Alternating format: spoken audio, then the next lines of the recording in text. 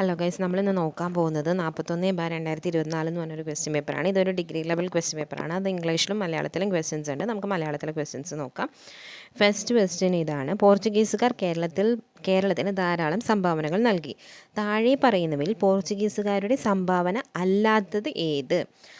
First option ഇതാണ്: അവർ കുരുമുളകിൻ്റെയും ഇഞ്ചിയുടെയും ശാസ്ത്രീയ കൃഷി പ്രോത്സാഹിപ്പിച്ചു. അത് ശരിയാണ്. അവർ കുരുമുളകിൻ്റെയും ഇഞ്ചിയുടെയും ശാസ്ത്രീയ കൃഷി പ്രോത്സാഹിപ്പിച്ചു. അവർ കൊച്ചി, അങ്കമാലി, വൈപ്പിൻകോട്ട എന്നിവിടങ്ങളിൽ വൈദ്യശാസ്ത്ര സെമിനാരികളും കോളേജുകളും സ്ഥാപിച്ചു. അതും ശരിയാണ്. അവർ കൊച്ചി, അങ്കമാലി, വൈപ്പിൻകോട്ട എന്നിവിടങ്ങളിൽ വൈദ്യശാസ്ത്ര സെമിനാരികളും കോളേജുകളും സ്ഥാപിച്ചു. ആരാണ്? പോർച്ചുഗീസുകാർ. തേർഡ് ഓപ്ഷൻ തന്നിരിക്കുന്നത്, തേർഡ് സെൻറ്റൻസ് ഇതാണ്: അവർ കൊച്ചിയിൽ ബോൾഗാട്ടി കൊട്ടാരം പണിതു. അതാണ് നമ്മുടെ തെറ്റായിട്ടുള്ള ഒരു ഓപ്ഷൻ തന്നിരിക്കുന്നത്. ബോൾഗാട്ടി കൊട്ടാരം പണിതത് പോർച്ചുഗീസുകാരല്ല, ഡച്ചുകാരാണത് പണിതത്. പിന്നെ പുകയില, പൈനാപ്പിൾ, പപ്പായ തുടങ്ങിയ പുതിയ കാർഷിക ഉൽപ്പന്നങ്ങൾ അവർ അവതരിപ്പിച്ചു. അതും ശരിയാണ്. നമുക്ക് പുകയില, പൈനാപ്പിൾ, പപ്പായ, പാ പോർച്ചുഗീസിലും പായുണ്ട്. ഈ 3 പായും 4 പായും ആരുടെയാണ്? പോർച്ചുഗീസുകാരുടെയാണ്. 4 പാന്ന് ഉദ്ദേശിച്ചത് പോർച്ചുഗീസിനെ കൂടിയാണ്. അപ്പോൾ ഏതൊക്കെയാണ്? പുകയില, പൈനാപ്പിൾ, പപ്പായ. അപ്പോൾ ബോൾഗാട്ടി കൊട്ടാരം പണിതത് ആരാണ്? പോർച്ചുഗീസുകാരല്ല, ഡച്ചുകാരാണ്. The oldest palace build by the Dutch outside the kingdom of Holland. ഹോളണ്ടിന് പുറത്ത് പണിതിട്ടുള്ള ഏറ്റവും പഴക്കം ചെന്ന ഒരു കൊട്ടാരം കൂടിയാണ് ഏത്? നമ്മുടെ ബോൾഗാട്ടി പാലസ്. ഇനി നമുക്ക് രണ്ടാമത്തെ ക്വസ്റ്റ്യൻ നോക്കാം. സെക്കൻഡ് ക്വസ്റ്റ്യൻ ഇതാണ്: തിരുവിതാംകൂറിലെ റാണി സേതു ലക്ഷ്മിബായിയുടെ ചില ഭരണ പരിഷ്കാരങ്ങൾ ചുവടെ വിവരിക്കുന്നു. അവ കാലക്രമത്തിൽ ക്രമീകരിക്കുക. ഈ തിരുവിതാംകൂറിലെ രാജാക്കന്മാരിൽ ലക്ഷ്മിബായിയുടെ കുറേ ക്വസ്റ്റ്യൻസ് ഞാൻ കണ്ടു ഈ അടുത്തുള്ള ക്വസ്റ്റ്യൻ പേപ്പറിൽ. സോ നമ്മൾ പഠിക്കുമ്പോൾ ലക്ഷ്മിബായിനെ പറ്റിയുള്ള എല്ലാ ഡീറ്റെയിൽസും എന്തായാലും ഒന്ന് എല്ലാവരും നോക്കിയിട്ട് പോകാം കേട്ടോ. ഇതാണ് അപ്പോൾ ലക്ഷ്മിബായിയുടെ ഭരണപരിഷ്കാരങ്ങൾ. ഇത് കാലക്രമത്തിൽ അസെൻഡിങ് ഓർഡറിലാക്കാനാണ് പറഞ്ഞിരിക്കുന്നത്. ദേവദാസി സമ്പ്രദായം, നമുക്കതങ്ങോട്ട് പഠിച്ചു പോവാം. ഫസ്റ്റ് നടന്ന കാര്യമാണ് animal sacrifice band in Travancore. ആരാണ്? സേതു ലക്ഷ്മിബായി. ലക്ഷ്മിബായി കഴിഞ്ഞിട്ട് ഒരു പാർവതിബായി വന്നിട്ടുണ്ട്. ഇത് ചിലപ്പോൾ ഇങ്ങനെ ആനിമൽ സാക്രിഫൈസ് ട്രാവൻകൂറിൽ 1925 നിർത്തിയ ഭരണാധികാരി ആരെന്നും ചോദിക്കാം. ലക്ഷ്മിബായിയും ഉണ്ടാവും, പാർവതിബായിയും ഉണ്ടാവും. പക്ഷെ ഉത്തരം നമ്മൾക്ക് മിക്ക ഓപ്ഷൻസിൻ്റെ ആൻസർ ആയിട്ട് വരുന്നത് ഇവർ രണ്ടുപേരും ഓപ്ഷനിലുണ്ടാവും. ഉത്തരം ലക്ഷ്മിബായി ആയിരിക്കുള്ളൂ കൂടുതൽ കേസസിലും. പാർവതിബായിക്ക് കുറവാണ് ചോദിക്കുന്നത്. അപ്പോൾ ആരാണ്? നമുക്ക് എപ്പോഴും ഡൗട്ട് അടിക്കുകയും ചെയ്യും എത്ര പഠിച്ചിട്ട് പോയാലും. അപ്പോൾ അതൊന്ന് ശ്രദ്ധിച്ചിരിക്കുക. അപ്പോൾ എന്തൊക്കെയാണ്? Animal sacrifice was band in Travancore 1925 ആദ്യം നടന്നത്. ആദ്യം മൃഗങ്ങൾ അങ്ങോട്ട് സംരക്ഷിച്ചു എന്ന് ഓർക്കുക. ഇങ്ങനെ കൊല്ലുന്നത് കണ്ടപ്പോൾ അവർക്ക് സഹിച്ചില്ല, വേഗം അത് അവർ നിർത്തലാക്കി. Animal sacrifice 1925. അടുത്ത വർഷം തന്നെ എന്ത് ചെയ്തു? ദേവദാസി സിസ്റ്റം ഉണ്ടായിരുന്നല്ലോ അവിടെ, അതങ്ങോട്ട് അവർ അബോളിഷ് ചെയ്തു. അതാണ് 1926 ദേവദാസി സിസ്റ്റം അബോളിഷ് ചെയ്തു. പിന്നെ ഇച്ചിരി കുറച്ച് കഴിഞ്ഞിട്ടാണ് അടുത്ത ലാസ്റ്റത്തെ നോക്കിയാൽ മതി.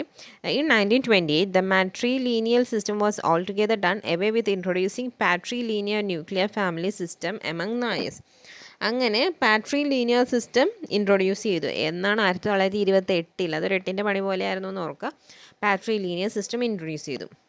അപ്പോൾ ഇതിൻ്റെ ഇടയ്ക്ക് 1929 electric lighting comes to the city with opening of the electric power house on February 25, 1929. അപ്പോൾ നമ്മൾ എന്താണ്? 25 മൃഗബലി, 26 ദേവദാസി, 27 28 പാട്രിലീനിയർ, 29 ലൈറ്റ് ഇട്ടു. അപ്പോൾ ഫസ്റ്റ് മൃഗങ്ങളെ കൊല്ലൽ നിർത്തും മൃഗം, പിന്നെ ദേവദാസി, പിന്നെ കുടുംബത്തിൻ്റെ മക്കത്തായം ആ പരിപാടി പാട്രിലീനിയർ. 29 എന്തിട്ടത്? ലൈറ്റ് ഇട്ടത്. എല്ലാം കഴിഞ്ഞിട്ട് അവസാനം ലൈറ്റ് ഇട്ടു. അപ്പോൾ നമുക്കിത് അപ്പോൾ ഇതിലാദ്യം നടന്നത് മൃഗബലി നിരോധിച്ചു. ഓപ്ഷൻ 3 ആദ്യം വരും. അത് കഴിഞ്ഞിട്ട് ദേവദാസി സമ്പ്രദായം, പിന്നെ പിതൃതല അണുകുടുംബ സമ്പ്രദായം അവതരിപ്പിച്ചു. ഏറ്റവും അവസാനമാണ് അവർ ലൈറ്റ് ഇട്ടത് പ്രകാശപൂരിതമായി. മൂന്നാമത്തെ ക്വസ്റ്റ്യൻ അത്: ഇന്ത്യൻ നാഷണൽ കോൺഗ്രസിൻ്റെ താഴെ പറയുന്ന പ്രസിഡന്റുമാരെ അവരുടെ പ്രസിഡൻഷിപ്പിൻ്റെ വർഷങ്ങളുമായി പൊരുത്തപ്പെടുത്തുക. ഇവരെ ഏതൊക്കെയാണ് INCയുടെ പ്രസിഡൻഷ്യൽ എന്ന് വെച്ചാൽ നമ്മുടെ അധ്യക്ഷനായിട്ടുള്ളത് ഏത് വർഷങ്ങളിലാണെന്ന് ഓർക്കുക. ഫസ്റ്റ് നമുക്കറിയാം മഹാത്മാഗാന്ധി ആകെ ഒരു പ്രാവശ്യമായിട്ടുള്ളത് 1924 C1 ആണ്. നമുക്കിങ്ങനെ വരുമ്പോൾ തന്നെ 2 ഓപ്ഷൻ എയും ബിയും നമുക്ക് കട്ട് ചെയ്ത് കളയാം. സിയിലും ഡിയിലും ആണ് C1 ഓപ്ഷൻ കിടക്കുന്നത്. പിന്നെ നമുക്ക് ഏതാണ് അറിയാവുന്നത് നോക്കാം. അങ്ങനെയാണ് നമ്മളിത് നോക്കി പോകേണ്ടത്. നമുക്കിത് എല്ലാം പഠിച്ചു പോകാം. എവിടെ വെച്ചായിരുന്നു, ഏതൊക്കെ വർഷമാണ് നടന്നതെന്ന് നമുക്ക് നോക്കിപ്പോൾ. അപ്പോൾ 1921 അഹമ്മദാബാദിൽ വെച്ച് ഹക്കീം അജ്മൽ ഖാൻ. ഈ ഹക്കീം അജ്മൽ ഖാനിൽ തന്നെ എന്തുണ്ട്? ഹക്കീമിൽ ഹായുണ്ട്, അജ്മൽ അഹമ്മദാബാദ് 1921. ആക്ച്വലി ഇവിടെ നടത്തേണ്ടിയിരുന്നത് ബുക്കുകളിൽ ചിലപ്പോൾ എടുത്ത് നോക്കുമ്പോൾ CR ദാസ് മാത്രമേ കാണുള്ളൂ. ആക്ച്വലി ഇവിടെ ഈ അധ്യക്ഷനാകാൻ വേണ്ടി സിയാർദാസ് പുറപ്പെട്ടപ്പോഴാണ് സിയാർദാസിനെ അറസ്റ്റ് ചെയ്തത്. അങ്ങനെ അറസ്റ്റ് ചെയ്തപ്പോഴാണ് സിയാർദാസിന് പകരം നമ്മുടെ ഹക്കീം അജ്മൽ ഖാനെ ആക്കിയത്. പിന്നെ അടുത്തത് നമ്മുടെ ഗാന്ധിജി വന്നത് 1924 അത് കോൺഗ്രസേഷൻ അത് എവിടെ വെച്ചായിരുന്നു? ബെൽഗാം, കർണാടകയിലെ ബെൽഗാം വെച്ചായിരുന്നു നടന്നിരുന്നത് ഗാന്ധിജി അധ്യക്ഷനായത്. പിന്നെ നമ്മുടെ ഈ INCയുടെ ആദ്യത്തെ നടന്നത് first session of the INC was held in Bombay in 1885. ഫസ്റ്റത്തെ പ്രസിഡന്റ് WC ബാനർജി ആയിരുന്നു. പിന്നെ മൗലാന മുഹമ്മദ് അലി എന്ന് പറയുന്നത് കാക്കിനാട് 1923 കാക്കിനാടയിൽ നടത്തിയ ഇതിലായിരുന്നു INC കോൺഗ്രസ്സിലായിരുന്നു നമ്മുടെ അധ്യക്ഷനായത്. സർദാർ വല്ലഭായ് പട്ടേൽ 1931 കറാച്ചിയിൽ വെച്ചായിരുന്നു. ഫണ്ടമെൻ്റൽ റൈറ്റ്സിന് വേണ്ടിയിട്ടായിരുന്നു. അപ്പോൾ ഇത്രയും കാര്യങ്ങൾ മനസ്സിലായി. ഇനി നമുക്ക് ഇവിടുത്തെ ഒന്ന് നോക്കിയേക്കാം. A2 ആണ്. ഹക്കീം അജ്മൽ ഖാൻ 1921 നമ്മൾ പറഞ്ഞു അഹമ്മദാബാദിലായിരുന്നു. സിയാർദാസ് ആയിരുന്നു വരേണ്ടിയിരുന്നത്. അബ്ദുൽ കലാം ആസാദ് 1923. അബ്ദുൽ കലാം ആസാദ് നമ്മുടെ ഫസ്റ്റ് പഠിപ്പിൻ്റെ എഡ്യൂക്കേഷൻ്റെ അബ്ദുൽ കലാം ആസാദ് 1923, മഹാത്മാഗാന്ധി 1924, സർദാർ വല്ലഭായ് പട്ടേൽ 1931. ഇനി ഇന്ത്യയുടെ പത്രങ്ങൾ അതിൻ്റെ സ്ഥാപകരുമാണ് തന്നിരിക്കുന്നത്. അതിൽ തെറ്റായിട്ടുള്ളത് ഒരാളുണ്ട്. അത് ആരാണെന്ന് ചോദിച്ചിരിക്കുന്നത്. ബംഗാൾ ഗസറ്റ് നമുക്കറിയാം, ജെയിംസ് അഗസ്റ്റസ് ഹിക്കിയാണ്. സംവാദ് കൗമുദി രാജാറാം മോഹൻ റോയ്. ഹിന്ദു പാട്രിയോട്ട് മധുസൂദൻ റേ. ഹിന്ദു പാട്രിയോട്ട് ആരാണ്? മധുസൂദൻ റേ ആണ്. റേ. മിറാത്തുൽ അക്ബർ ആരാണ്? മിറാത്തുൽ അക്ബർ ആരുടെയാണ്? മിറാത്തുൽ അക്ബർ ഒരു പേർഷ്യൻ പത്രമാണ്. അത് രാജാറാം മോഹൻ റോയിയുടെയാണ് മിറാത്തുൽ അക്ബർ. അപ്പോൾ Bengal Gazette Hicky, James Augustus Hicky. Sambad Kaumudi Rajaram Mohan Roy. Hindu Patriot ഒരു റേയാണ് മധുസൂദൻ റേ. മിറാത്തുൽ അക്ബറും രാജാറാം മോഹൻ റോയ്. ഇനി അടുത്ത ക്വസ്റ്റ്യൻ നോക്കാം. 5ാമത്തെ ക്വസ്റ്റ്യൻ. 2 സെൻറ്റൻസ് തന്നിരിക്കുന്നതാണ്. ഒന്ന് അവകാശവാദവും ഒന്ന് അതിൻ്റെ കാരണവുമായിട്ട്. എങ്ങനെയാണ് ശരി വരുന്നത്? പാണ്ഡകളെ സമ്മാനിച്ചുകൊണ്ട് സൗഹാർദ്ദത്തിൻ്റെയും പ്രതീകമായി ചൈന USA-യും യൂറോപ്പുമായി പാണ്ഡ നയതന്ത്രം പ്രഖ്യാപിച്ചു. അതാണ് അവർ പറയുന്ന വാദം. ഇനി അതിൻ്റെ കാരണം എന്ന് പറഞ്ഞാൽ അവർ കൊടുത്തിരിക്കുന്നത് USA-യുമായി ഔദ്യോഗിക നയതന്ത്ര ബന്ധം സ്ഥാപിക്കാൻ ചൈന പിങ് പോങ് നയതന്ത്രം പ്രഖ്യാപിക്കുകയും ടേബിൾ ടെന്നീസ് ടീമിനെ അയക്കുകയും ചെയ്തു. ഇതിൻ്റെ ഉത്തരം Aയും Rഉം ശരിയാണ്. എന്നാൽ Aയുടെ ശരിയായ വിശദീകരണമല്ല R എന്ന് പറയുന്നത്. 2 കാര്യങ്ങളും ശരിയാണ്, പക്ഷേ Aയുടെ വിശദീകരണമല്ല R എന്ന് പറയുന്നത്. എന്താ സംഭവം എന്ന് വെച്ചാൽ ചൈന ഓരോ രാജ്യങ്ങളായിട്ടൊരു ഫ്രണ്ട്ഷിപ്പിൽ ഏർപ്പെടുമ്പോൾ പാണ്ഡ നയതന്ത്രം എന്ന് പറയുമ്പോൾ അവർ പാണ്ഡകളെ സമ്മാനിക്കും ആ രാജ്യത്തിന്. അതുപോലെ പിങ് പോങ് നയതന്ത്രം എന്ന് പറയുമ്പോൾ അവർ ടെന്നീസ് ടീമിന് ഇപ്പോൾ ചൈനയും US ആണെങ്കിൽ ചൈനയിലെ ടെന്നീസ് ടീമിനെ കൊണ്ടുപോയിട്ട് US കൊണ്ടുപോയി അവർ കളിപ്പിക്കും. അങ്ങനെയൊക്കെ ചെയ്യുന്ന അങ്ങനത്തെ ഒരു നയതന്ത്രമാണ്. എന്തെങ്കിലും ഒരു കുരുട്ടുബുദ്ധി ആയിരിക്കും അതിൻ്റെ ഇടയിൽ ഉണ്ടാവുക. പുറമേ നോക്കുമ്പോൾ അതേ പാണ്ഡനെ കൊടുക്കുന്നു, ടെന്നീസ് ടീമുകാർ അവിടെ പോയി കളിക്കുന്നു. അതിൻ്റെ ഉള്ളിൽ വേറെ വല്ല കുരുട്ടുബുദ്ധിയൊക്കെ ഉണ്ടാവും. അതാണ് ഈ പറയുന്നത്. അപ്പോൾ panda diplomacy Chinese is the practice of sending giant pandas from China to other countries as a tool of diplomacy and wildlife conservation. അങ്ങനെയൊക്കെയാണ് അവർ പറയുന്നത്. പിന്നെ പിങ് പോങ് ഡിപ്ലോമസി എന്ന് വെച്ചാൽ refers to the exchange of table tennis players between the United States and the People's Republic of China in the early 1970s. പണ്ട് തുടങ്ങിയുള്ള അവരുടെ കലാപരിപാടിയാണ് ഈ പറയുന്നത്.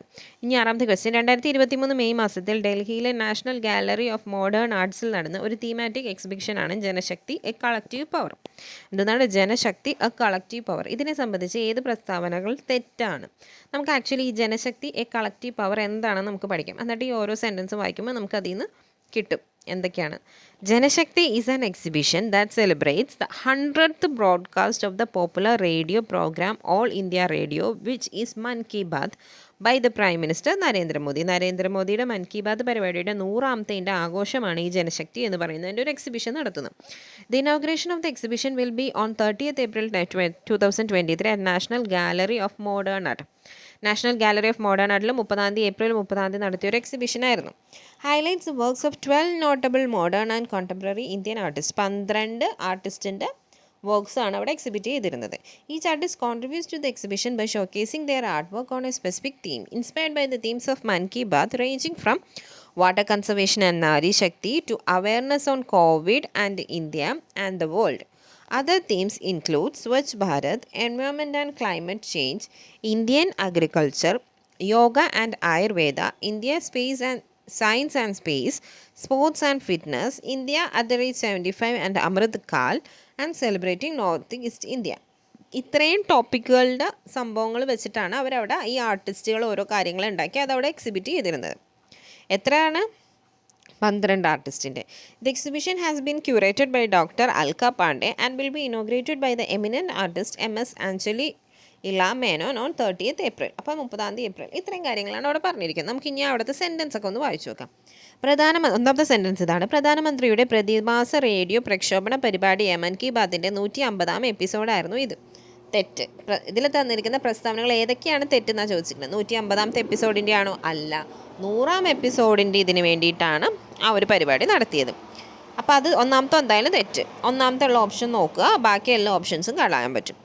എക്സിബിഷൻ ഇന്ത്യയുടെ കലാവൈവിധ്യത്തെ ആഘോഷിക്കുന്നു. ഓഫ് കോഴ്സ് ഇന്ത്യയുടെ കാരണം അതിൻ്റെ ടോപ്പിക്സ് കാണുമ്പോൾ തന്നെ അറിയാം നമ്മുടെ ഇന്ത്യൻ്റെ കുറേ കാര്യങ്ങളാണ് കലാവൈവിധ്യം. അത് ശരിയാണ്.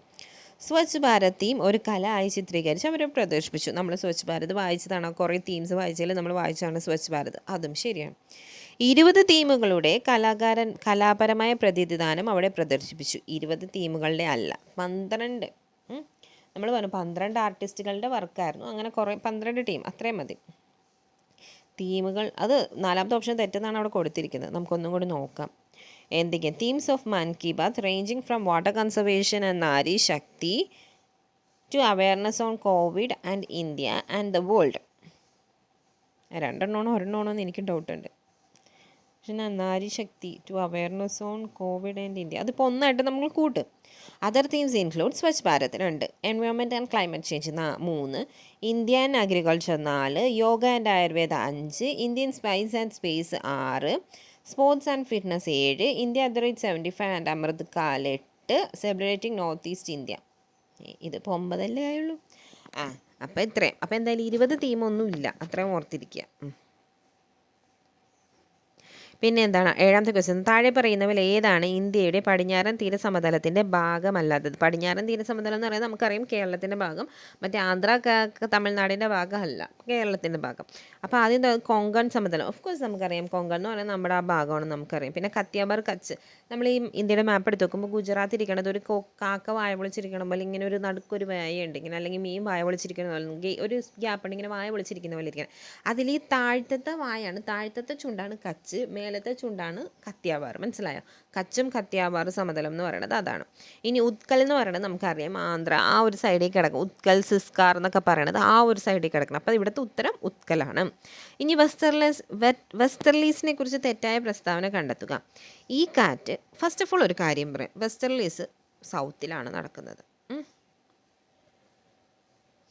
ഓക്കെ. ഈ കാറ്റ് ഇനി തെക്കൻ അർദ്ധഗോളത്തിൽ വടക്ക് പടിഞ്ഞാറ് നിന്ന് തെക്ക് കിഴക്കോട്ട് വീശുന്നു.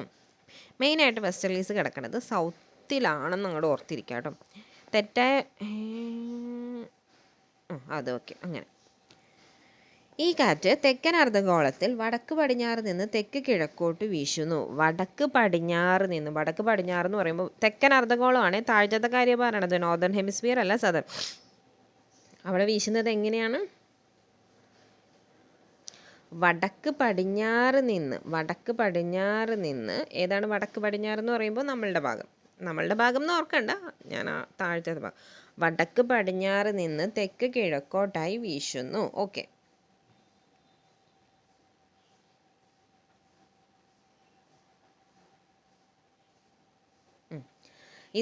അത് വ്യാപാരക്കാറ്റിനെതിരായി വീശുന്നു. അതും ശരിയാണ്. വടക്കൻ അർദ്ധഗോളത്തിൽ 40 ഡിഗ്രി മുതൽ 50 ഡിഗ്രി വരെയുള്ള അക്ഷാംശങ്ങൾക്കിടയിൽ ഈ കാറ്റ് ഗർജിക്കുന്ന 40s, ഈ 40s 50s 60s ഇതൊക്കെ വരുന്നത് സദേൺ ഹെമിസ്ഫിയറിലാണ്. ഇപ്പോൾ ഇവിടെ കൊടുത്തിരിക്കുന്നത് വടക്കൻ അർദ്ധഗോളം. അപ്പോൾ അത് ഓപ്ഷൻ തെറ്റാണ്. മൺസൂൺ മൂലം കിഴക്കൻ ഏഷ്യയിൽ കാറ്റിൻ്റെ പ്രഭാവം തകർന്നിരിക്കുന്നു.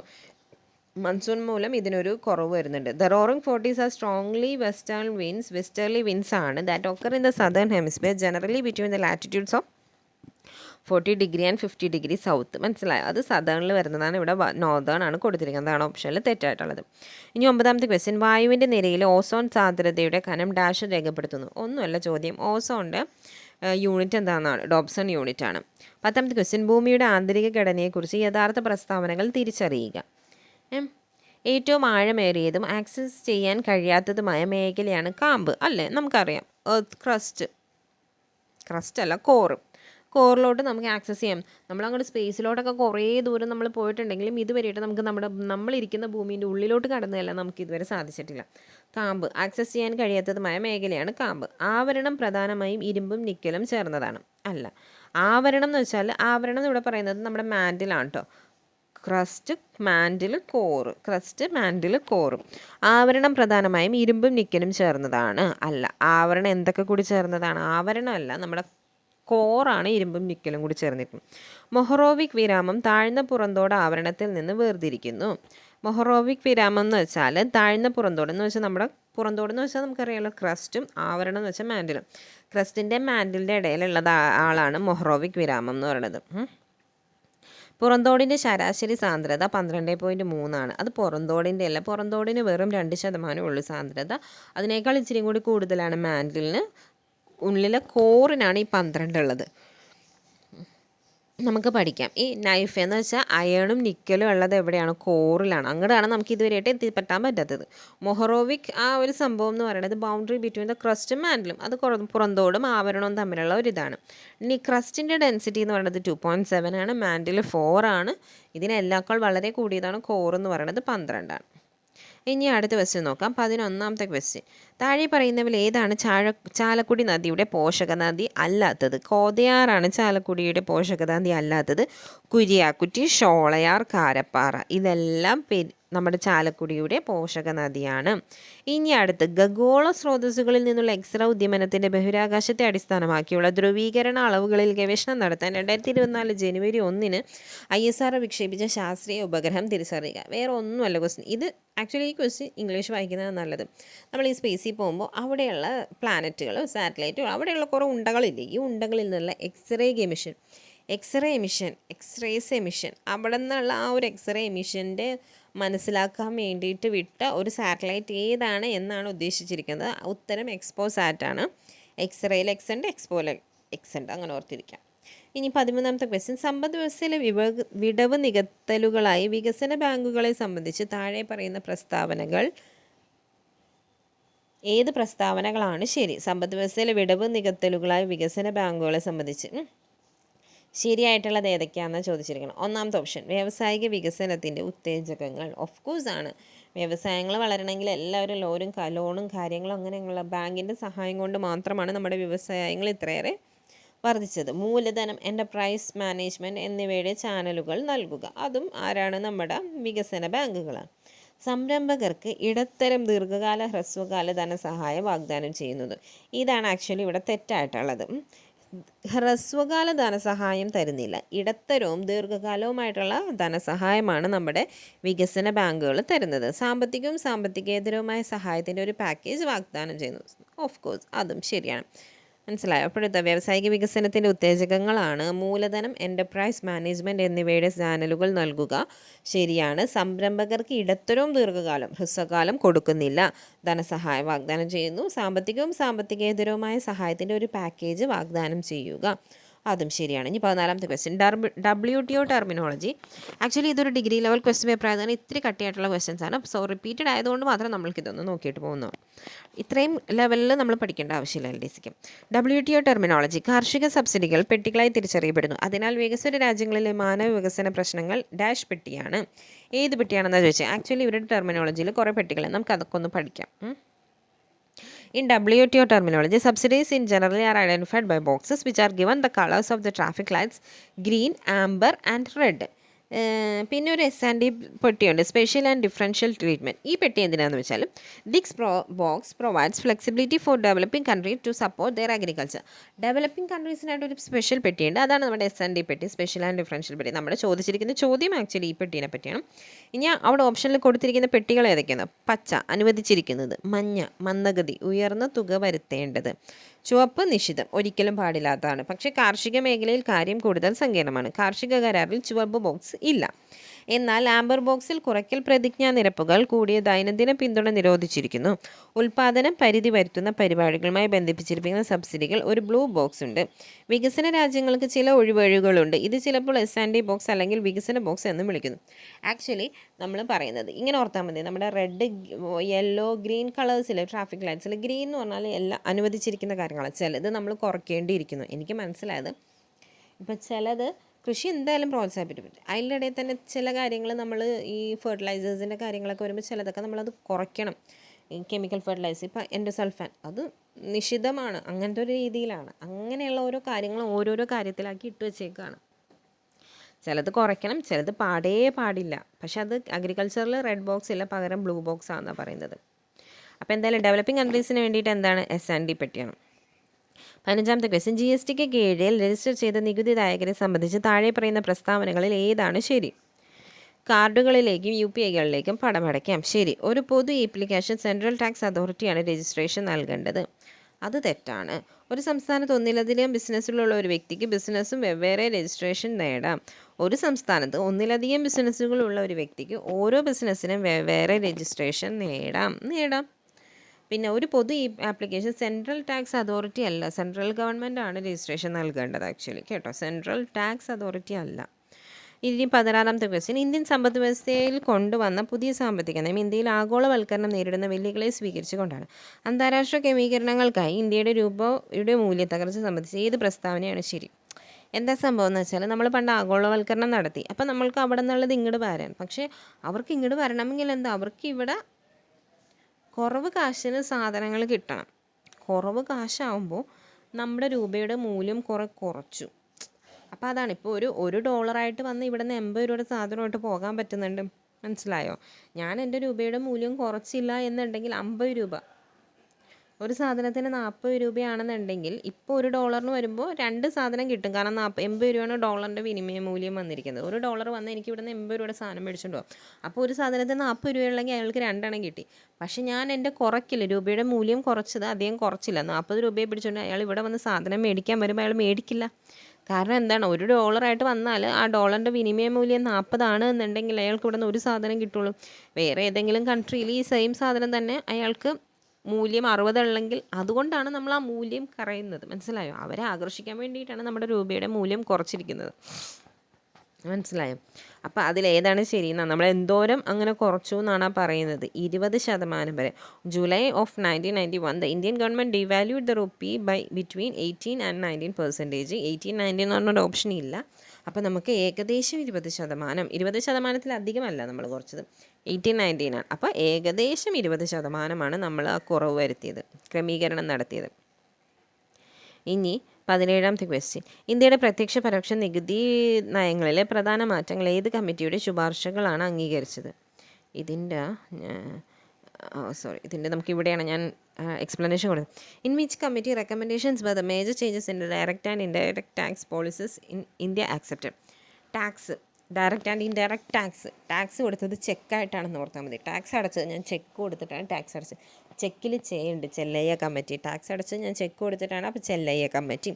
നരസിംഹം കമ്മിറ്റി, നമ്മൾ ബാങ്കിൽ എന്തെങ്കിലും ഒരു ആവശ്യമായിട്ട് വന്നാൽ അവർ ഭയങ്കര തട്ടാൻ ആ പേപ്പർ കൊണ്ട് ഈ പേപ്പർ കൊണ്ടാന്ന് ഓർക്കുക. അപ്പോൾ മാനേജറിൻ്റെ റൂമിലോട്ട് നോക്കുമ്പോൾ അവിടെ ഇരിക്കുന്നത് ഒരു നരസിംഹത്തിനെ പോലത്തെ ഒരാൾ. അയാളുടെ അടുത്തോട്ട് ചെല്ലുമ്പോൾ അയാൾ അതിൻ്റെ അപ്പുറം ഗർജിച്ചുകൊണ്ടിരിക്കുക. സിംഹമായിട്ട് ഇങ്ങനെ ഇരിക്കും. അങ്ങനെ ഓർത്താൽ മതി. ആ ഒരു മുറിയിലിരിക്കുന്ന മാനേജർ സിംഹത്തിനെ പോലെ ഇരിക്കും. അപ്പോൾ നരസിംഹം കമ്മിറ്റി ഏതാണ്? ബാങ്കിങ് റിഫോംസ് ആണ് നരസിംഹം കമ്മിറ്റി. സെം കമ്മിറ്റി ഇല്ല. കേൽക്കർ കമ്മിറ്റി ആക്ച്വലി സബ്സിഡിയുടെ ഒരു കാര്യമാണ്, എന്തോ സബ്സിഡിയുടെ കാര്യം പറയുന്നതാണ്.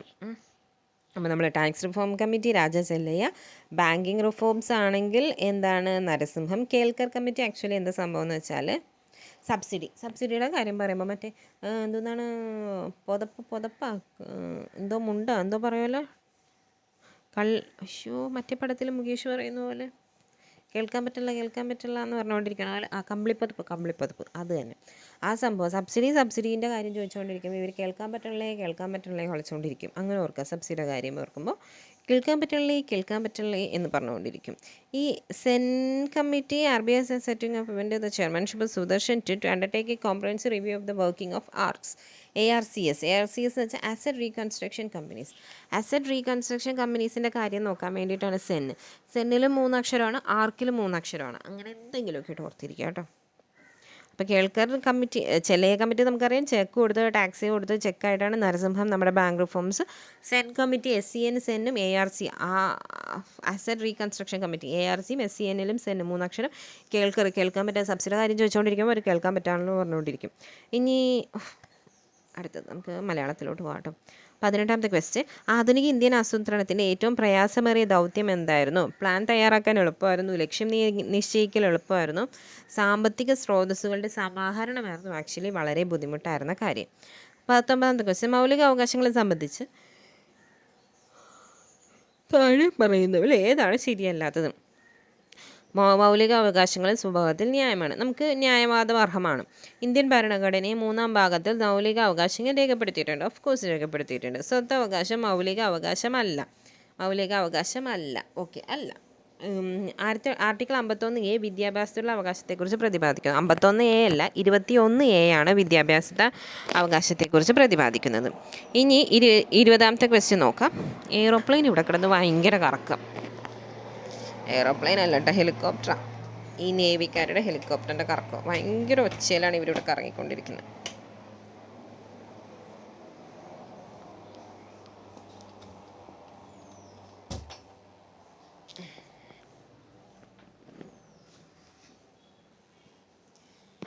ഇനി 20ാമത്തെ ക്വസ്റ്റ്യൻ നോക്കാം. കുറച്ച് ആർട്ടിക്കിൾസ് തന്നിട്ടുണ്ട്, അത് ഏതൊക്കെയാണെന്ന് ചേരുമ്പടി ചേർക്കുക. അതാണ് ആക്ച്വലി ആർട്ടിക്കിൾ 356. നമുക്കറിയാം സംസ്ഥാനങ്ങൾ രാഷ്ട്രപതി.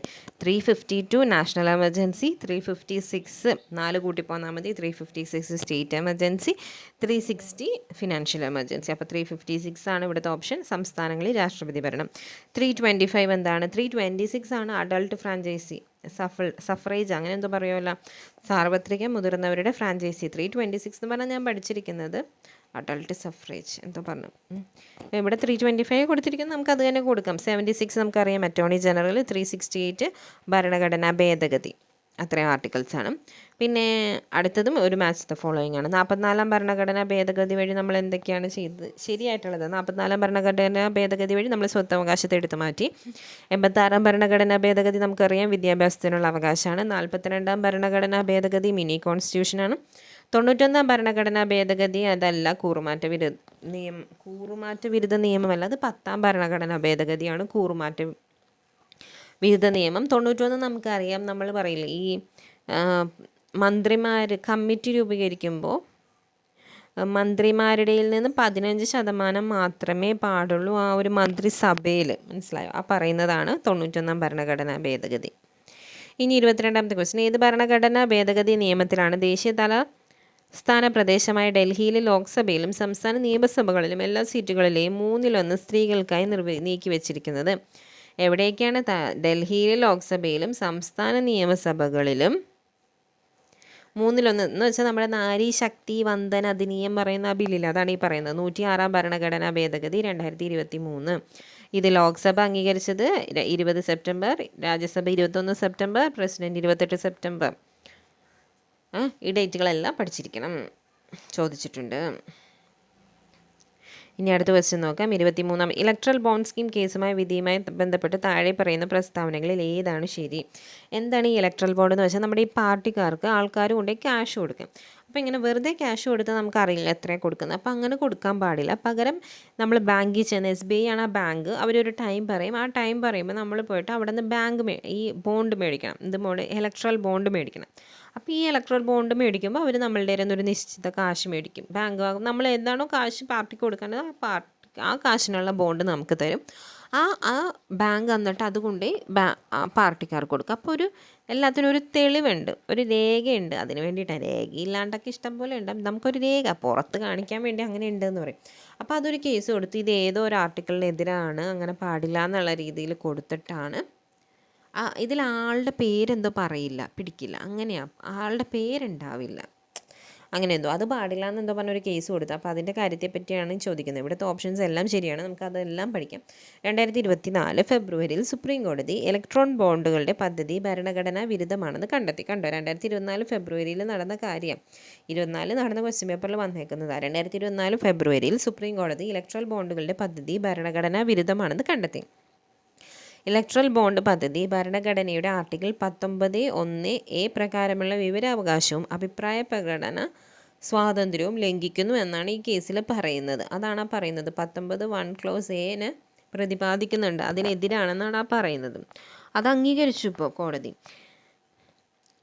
ബ്ലാങ്കറ്റ് കോർപ്പറേറ്റ് രാഷ്ട്രീയ ഫണ്ടിംഗ് അനുവദിക്കുന്ന കമ്പനി നിയമത്തിലെ ഭേദഗതി ഭരണഘടനാ വിരുദ്ധമാണെന്ന് കോടതി വിധിക്കുന്നു. ഇത് കോടതി വിധി വന്നു, അത് ശരിയാണെന്ന്. അപ്പോൾ ഏത് ആർട്ടിക്കിളിനെതിരായിട്ടാണ് വന്നത്? 19(1)(a). 24ാമത്തെ ക്വസ്റ്റ്യൻ, ഇന്ത്യയിലെ തെരഞ്ഞെടുപ്പിനെ സംബന്ധിച്ച് താഴെ പറയുന്ന പ്രസ്താവനകളിൽ ഏതാണ് ശരി? സുപ്രീം കോടതി ചീഫ് ജസ്റ്റിസാണ് ഇന്ത്യൻ തെരഞ്ഞെടുപ്പ് കമ്മീഷനെ നിയമിക്കുന്നത്. അല്ല, സുപ്രീം കോടതി ചീഫ് ജസ്റ്റിസ് അല്ല, പ്രസിഡൻ്റാണ് കമ്മീഷനെ നിയമിക്കുന്നത്. ഭരണഘടനയുടെ 15-ലെ 324 മുതൽ 329 വരെയുള്ള തിരഞ്ഞെടുപ്പ് നടത്തുന്നതിനുള്ള നിയമഘടനാ ചട്ടക്കൂട് പ്രതിപാദിക്കുന്നു. ആർട്ടിക്കിൾ 324 to 329 വരെയാണ് നമ്മുടെ ഇലക്ഷൻ കമ്മീഷനെ കുറിച്ച് പറയുന്നത്. 15ാമത്തെ ഭാഗത്തിലെ 18-ലെ ആർട്ടിക്കിൾ 350 to 360 വരെ ഇന്ത്യയിലെ തിരഞ്ഞെടുപ്പ് അല്ല. ഈ പറയുന്നത് നമ്മുടെ എമർജൻസിനെ പറ്റിയാണ് കേട്ടോ. അപ്പോൾ ഇത് തെറ്റാണ്.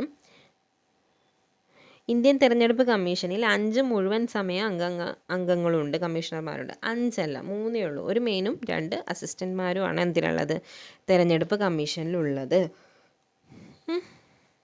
ഇനി ആ കമ്മീഷന്മാർ ആരൊക്കെയാണെന്ന് വെച്ചാൽ, consist of commissioner and 2 other election commissioners. Rajiv കുമാറാണ് ചീഫ്, ജ്ഞാനേഷ് കുമാർ അസിസ്റ്റൻറ്റ്, സുഖ്ബീർ സിംഗും അസിസ്റ്റൻ്റാണ്. 6-65 വയസ്സ് വരെയുമാണ് അവരുടെ കാലയളവ് എന്ന് പറയുന്നത്. അടുത്ത ക്വസ്റ്റ്യൻ 22. കേരള അഡ്മിനിസ്ട്രേറ്റീവ് സർവീസുമായി ബന്ധപ്പെട്ട് താഴെ പറയുന്ന പ്രസ്ഥാനങ്ങൾ പരിഹരിക്കുകയും ശരി ഏതെന്ന് കണ്ടെത്തുകയും ചെയ്യുക. ഇവയെല്ലാം ശരിയാണ്. അപ്പോൾ നമുക്ക് ധൈര്യമായിട്ട് ഇതൊക്കെ പഠിക്കാം.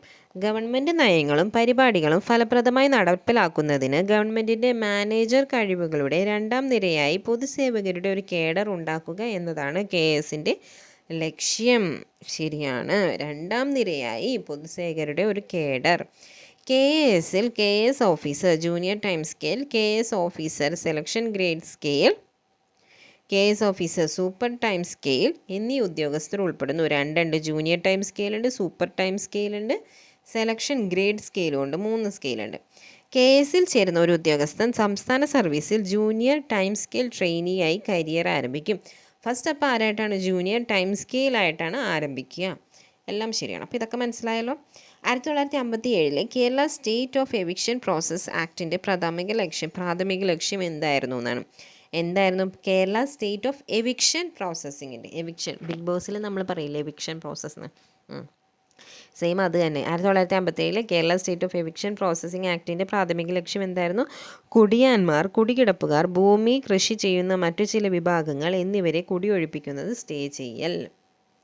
27ാമത്തെ ക്വസ്റ്റ്യൻ, കുടുംബശ്രീയെ സംബന്ധിച്ച് താഴെ പറയുന്ന പ്രസ്താവനകളിൽ ഏതൊക്കെയാണ് ശരി? മുകളിലുള്ളവയെല്ലാം ശരിയാണ്. അപ്പോൾ നമുക്ക് ധൈര്യമായിട്ട് അതെല്ലാം പഠിക്കാം.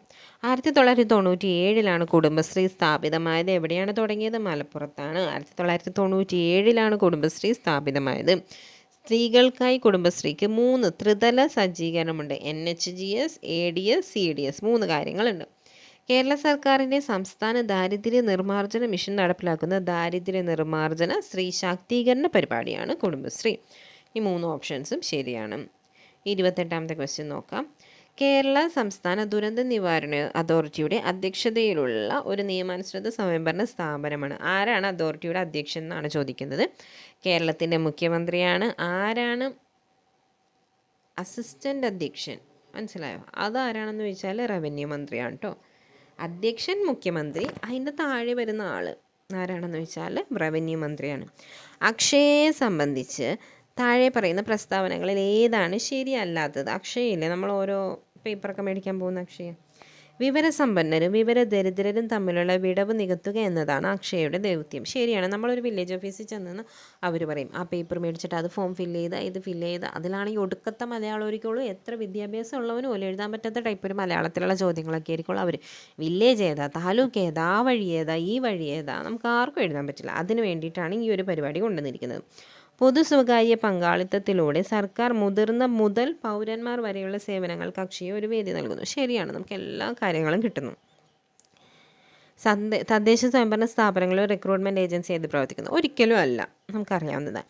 ICT വഴി പൗരന്മാർക്ക് കാര്യക്ഷമമായ സുതാര്യവും സൗകര്യപ്രദവുമായ സേവനങ്ങൾ അക്ഷയ നൽകുന്നു. അതും ശരിയാണ്. നമുക്കിത് ആക്ച്വലി ഇത് അറിയാൻ പാടില്ലാത്ത കാര്യമാണെങ്കിലും ഓപ്ഷൻ വായിക്കുമ്പോൾ നമുക്ക് ഉത്തരം കിട്ടും. ഇത് ഓപ്ഷൻ എന്താണ് എല്ലാം തന്നിട്ടില്ലല്ലോ. 1 2 3 1 4 3 അങ്ങനെയില്ല. ഏതെങ്കിലും ഒരെണ്ണം തിരഞ്ഞെടുത്താൽ മതി. 30ാമത്തെ ക്വസ്റ്റ്യൻ, ഗാർഹിക പീഡനങ്ങളിൽ നിന്ന് സ്ത്രീകളുടെ സംരക്ഷണ നിയമം പാർലമെൻറ്റ് പാസ്സാക്കിയ വർഷം ഏതാണ്? ഗാർഹിക പീഡന നിയമം വരുന്നത് 2005 ഇനി അതിൽ it was brought into force by the Indian government and ministry of woman and child development on 26 October 2006. 26 October നിലവിൽ വന്നത് എന്നാണ്? 26 October 2006 26 കല്യാണം 2006 26 October 2006. 2005 നിയമം പാസ്സായി. ഇനി ചേരുംപടി ചേർക്കാനാണ്. 11ാം ഷെഡ്യൂളിൽ എന്താ പറയുന്നത്? 11ാം ഷെഡ്യൂളിൽ പഞ്ചായത്തി രാജ് ഇൻസ്റ്റിറ്റ്യൂട്ട്, അതാണ് PRIകൾ നിർവഹിക്കേണ്ട പ്രവർത്തനങ്ങളുടെ പട്ടിക, പഞ്ചായത്തി രാജ്. 12 മുനിസിപ്പാലിറ്റികൾ. 23A-യും 23K-യും ആണ് നമുക്ക് ഡൗട്ട് അടിക്കുക. 23K എന്താണെന്ന് നമുക്കറിയാലോ, തിരഞ്ഞെടുപ്പ് കമ്മീഷൻ. 243K ആണ് തിരഞ്ഞെടുപ്പ് കമ്മീഷനെ പറ്റി പറയുന്നത്. സംസ്ഥാന തിരഞ്ഞെടുപ്പ് കമ്മീഷനെ പറ്റി പറയുന്നത്. ആക്ച്വലി എന്തുകൊണ്ടാണ് സംസ്ഥാന തിരഞ്ഞെടുപ്പ് കമ്മീഷൻ വന്നത്? ഈ ഗ്രാമസഭ കാര്യങ്ങളൊക്കെ വന്നത് കൊണ്ടാണ്. 243A ഉള്ളതുകൊണ്ടാണ്. 243A എന്താണ്? ഗ്രാമസഭ. ഇനി നമുക്ക് 32 2023 കേരള ഗവർണർ രാഷ്ട്രപതിയുടെ അനുമതി റിസർവ് ചെയ്യുകയും റെഫർ ചെയ്യുകയും ചെയ്ത കേരള നിയമസഭയുടെ ഏത് ബില്ലിനാണ് ഇന്ത്യൻ രാഷ്ട്രപതിയിൽ നിന്ന് അനുമതി ലഭിച്ചത്? ആക്ച്വലി എന്താ സംഭവിച്ചതെന്ന് വെച്ചാൽ നമ്മുടെ കേരള പാസ്സാക്കി. കേരളയുടെ സഭയില്ലേ, മിനിസ്റ്റേഴ്സുള്ള സഭ, അവർ പാസ്സാക്കി. നിയമസഭ ഒരു കാര്യം പാസ്സാക്കിയിട്ട് അവർ നമ്മുടെ ഗവർണർ ഒപ്പുവെക്കണമല്ലോ നിയമസഭയിൽ. കേരള സംസ്ഥാന നിയമസഭയിൽ പാസ്സാക്കുന്ന കാര്യങ്ങൾ ഒപ്പുവെക്കണമെങ്കിൽ ഗവർണർ ഒപ്പുവെക്കണം. പക്ഷേ ഈ കേരള ലോകായുക്ത ബില്ല് 2022 വന്നപ്പോൾ അത് നമ്മൾ ഗവർണർ പാസ്സാക്കിയില്ല. പുള്ളിക്കാരൻ റെഫർ ചെയ്തിട്ട് ആർക്ക് റെഫർ ചെയ്തു? പ്രസിഡൻറ്റിലോട്ട് റെഫർ ചെയ്തു. സോ എന്ത് ചെയ്ത്, ഇങ്ങേർക്ക് എന്തോ കുനിഷ്ട് തോന്നിയിട്ടായിരിക്കും പ്രസിഡൻറ്റിലോട്ട് അയച്ചത്. പക്ഷേ അവിടെ ചെന്നപ്പോൾ പ്രസിഡൻറ്റ് അത് അംഗീകരിച്ചിട്ട് ഇങ്ങോട്ട് വിട്ടു. അപ്പം പിന്നെ അയച്ചതിന് വലിയ കാര്യമില്ലാണ്ടായിപ്പോയി. അതാണ് ആ പറയുന്നത്. കേരള ലോകായുക്ത ബില്ല് 2023 കേരള ഗവർണർ രാഷ്ട്രപതിയുടെ അനുമതി റിസർവ് ചെയ്യുകയും റെഫർ ചെയ്യുകയും ചെയ്ത കേരള നിയമസഭയുടെ ഏത് ബില്ലിനാണ് ഇന്ത്യൻ രാഷ്ട്രപതിയിൽ നിന്ന് അനുമതി ലഭിച്ചത്? ഏതാണ് ബില്ല്? കേരള ലോകായുക്ത ഭേദഗതി ബില്ല് 2022. ഡാഷ് റിട്ട് എന്നത് ഏതെങ്കിലും ഒരു പൊതു അധികാരികൾക്ക് ഒരു കടമ നിർവഹിക്കാനുള്ള ഉത്തരവിൻ്റെ രൂപത്തിലുള്ള ഒരു ജുഡീഷ്യൽ പ്രതിവിധിയാണ്. കടമ നിർവഹിക്കാൻ വേണ്ടിയിട്ട് മാൻ മസ്റ്റ് ഡു, അതാണ് മാൻഡമസ്. മാൻ മസ്റ്റ് ഡു എന്ന് പറയുന്നത് മാൻഡമസ് ആണ്, കടമ നിർവഹിക്കാൻ. ഇനി PMKSY ബന്ധപ്പെട്ട ഒരു പ്രധാന സർക്കാർ പരിപാടിയാണ്. എന്താണ് PMKSY? അതെന്താണെന്ന് വെച്ചാൽ നമ്മുടെ ഈ കൃഷിയിടങ്ങളിൽ വാട്ടർ ഇറിഗേഷൻ്റെ പദ്ധതിയാണ്. കൃഷിയിടങ്ങൾ വർദ്ധിപ്പിക്കുക. എന്തിന്? വാട്ടർ ഇറിഗേഷൻ്റെ വേണ്ടിയിട്ടുള്ള കൃഷിയിടങ്ങൾ വർദ്ധിപ്പിക്കുന്ന ഒരു പദ്ധതിയാണ് PMKSY. ഇനി അടുത്തത് ഏതൊക്കെയാണ് ശരി എന്നാണ് ചോദിച്ചത്. അത് മുകളിലുള്ള എല്ലാം ശരിയാണ്, സുഖമായിട്ട് പഠിക്കാം. MGNREGA 2005 ആരംഭിച്ചു. നമ്മൾ ഈ ഇടയ്ക്ക് തന്നെ 2005 പഠിച്ചത് ഏതാണ്?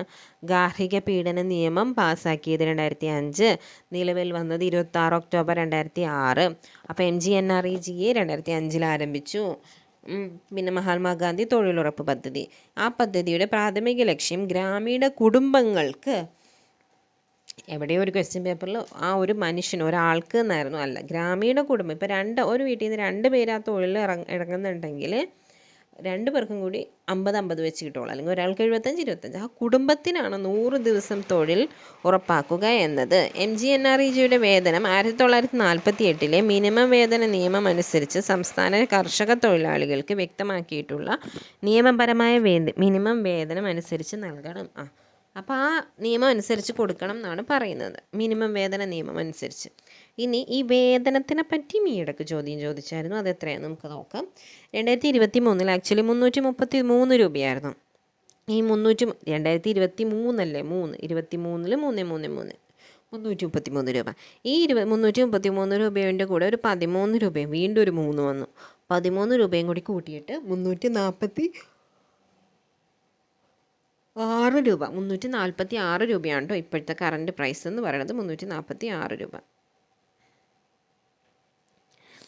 പിന്നെ എന്താണ് വിവരാവകാശ നിയമം? 36ാമത്തെ ക്വസ്റ്റ്യൻ. വിവരാവകാശ നിയമത്തിന് കീഴിലുള്ള ഒരു വ്യക്തിയുടെയും ജീവിതത്തെയും സ്വാതന്ത്ര്യത്തെക്കുറിച്ചുള്ള വിവരങ്ങൾ ലഭിക്കുന്നതിനുള്ള സമയപരിധി എത്രയാണ്? 48 മണിക്കൂർ. ജീവിതത്തെയും സ്വാതന്ത്ര്യത്തെയും കുറിച്ചാണെങ്കിൽ 48 മണിക്കൂർ. പ്ലേഗിൻ്റെ കാര്യത്തിൽ ഏതൊക്കെ പ്രസ്താവനകളാണ് ശരിയെന്നാണ് ചോദിക്കുന്നത്. യെർസീനിയ പെസ്റ്റിസ് എന്ന രോഗകാരിയാണ് ഇതുണ്ടാക്കുന്നത്. ശരിയാണ്, യെർസീനിയ പെസ്റ്റിസ് ആണ് പ്ലേഗിൻ്റെ രോഗകാരി. കൊതുക് കടിയിലൂടെയാണ് ഇത് പകരുന്നത്? അല്ല, കൊതുക് കടിയിലൂടെയല്ല പ്ലേഗ് പകരുന്നത്. അതിൻ്റെ വാഹകർ ചെള്ളുകളാണ്. ഈ പട്ടിയുടെയും അതിൻ്റെയൊക്കെ പുറത്തുണ്ടാകുന്ന ചെള്ളുകൾ എന്ന് പറയില്ല, ആ ചെള്ളുകളിലൂടെയാണ് പ്ലേഗ് പകരുന്നത്. രക്തപ്രവാഹത്തെയും ശ്വാസകോശത്തെയും ബാധിക്കുന്നു. അത് ശരിയാണ്. നമ്മുടെ ബ്ലഡ് ഫ്ലോനെയും നമ്മുടെ ലങ്സിനെയും ബാധിക്കുന്നതാണ് പ്ലേഗ് എന്ന് പറയുന്നത്. കേരളത്തിലെ ആർദ്ര മിഷനുമായി ബന്ധപ്പെട്ട പ്രസ്താവനകളിൽ ഏതാണ് ശരിയെന്നാണ് ചോദിച്ചിരിക്കുന്നത്. നിലവിലുള്ള PHCകളെ FHCകളായി ഉയർത്താനാണ് ഇത് ലക്ഷ്യമിടുന്നത്. അത് ശരിയാണ്. കേരളത്തിലെ എല്ലാ ആളുകൾക്കും COVID-19 വാക്സിൻ നൽകാനാണ് ഇത് ലക്ഷ്യമിടുന്നത്. ഒരിക്കലുമല്ല, എല്ലാവർക്കും COVID-19 വാക്സിൻ ഒന്നും കൊടുക്കുന്നില്ല. NCD-CD ആരോഗ്യ പ്രശ്നങ്ങളെക്കുറിച്ചും മാനേജ്മെൻറ്റിനെക്കുറിച്ചും ഫീൽഡ് സ്റ്റാഫിന് പരിശീലനം നൽകാനാണ് ഇത് ലക്ഷ്യമിടുന്നത്. NCD-CD ഈ സാംക്രമിക രോഗങ്ങൾ അങ്ങനെയുള്ള കുറേ രോഗങ്ങളുടെ ഭേദമാണിത്. NCD-CD ആരോഗ്യ പ്രശ്നങ്ങളെക്കുറിച്ചും മാനേജ്മെൻറ്റിനെക്കുറിച്ചും ഫീൽഡ് സ്റ്റാഫിന് പരിശീലനം നൽകാനാണ് ഇത് ലക്ഷ്യമിടുന്നത്. അത് ശരിയാണ്. ഫിറ്റ്നസ്സിനും യോഗയ്ക്കുമുള്ള സൗകര്യങ്ങൾ വികസിപ്പിക്കുകയാണ് ലക്ഷ്യം. അതും ശരിയാണ്.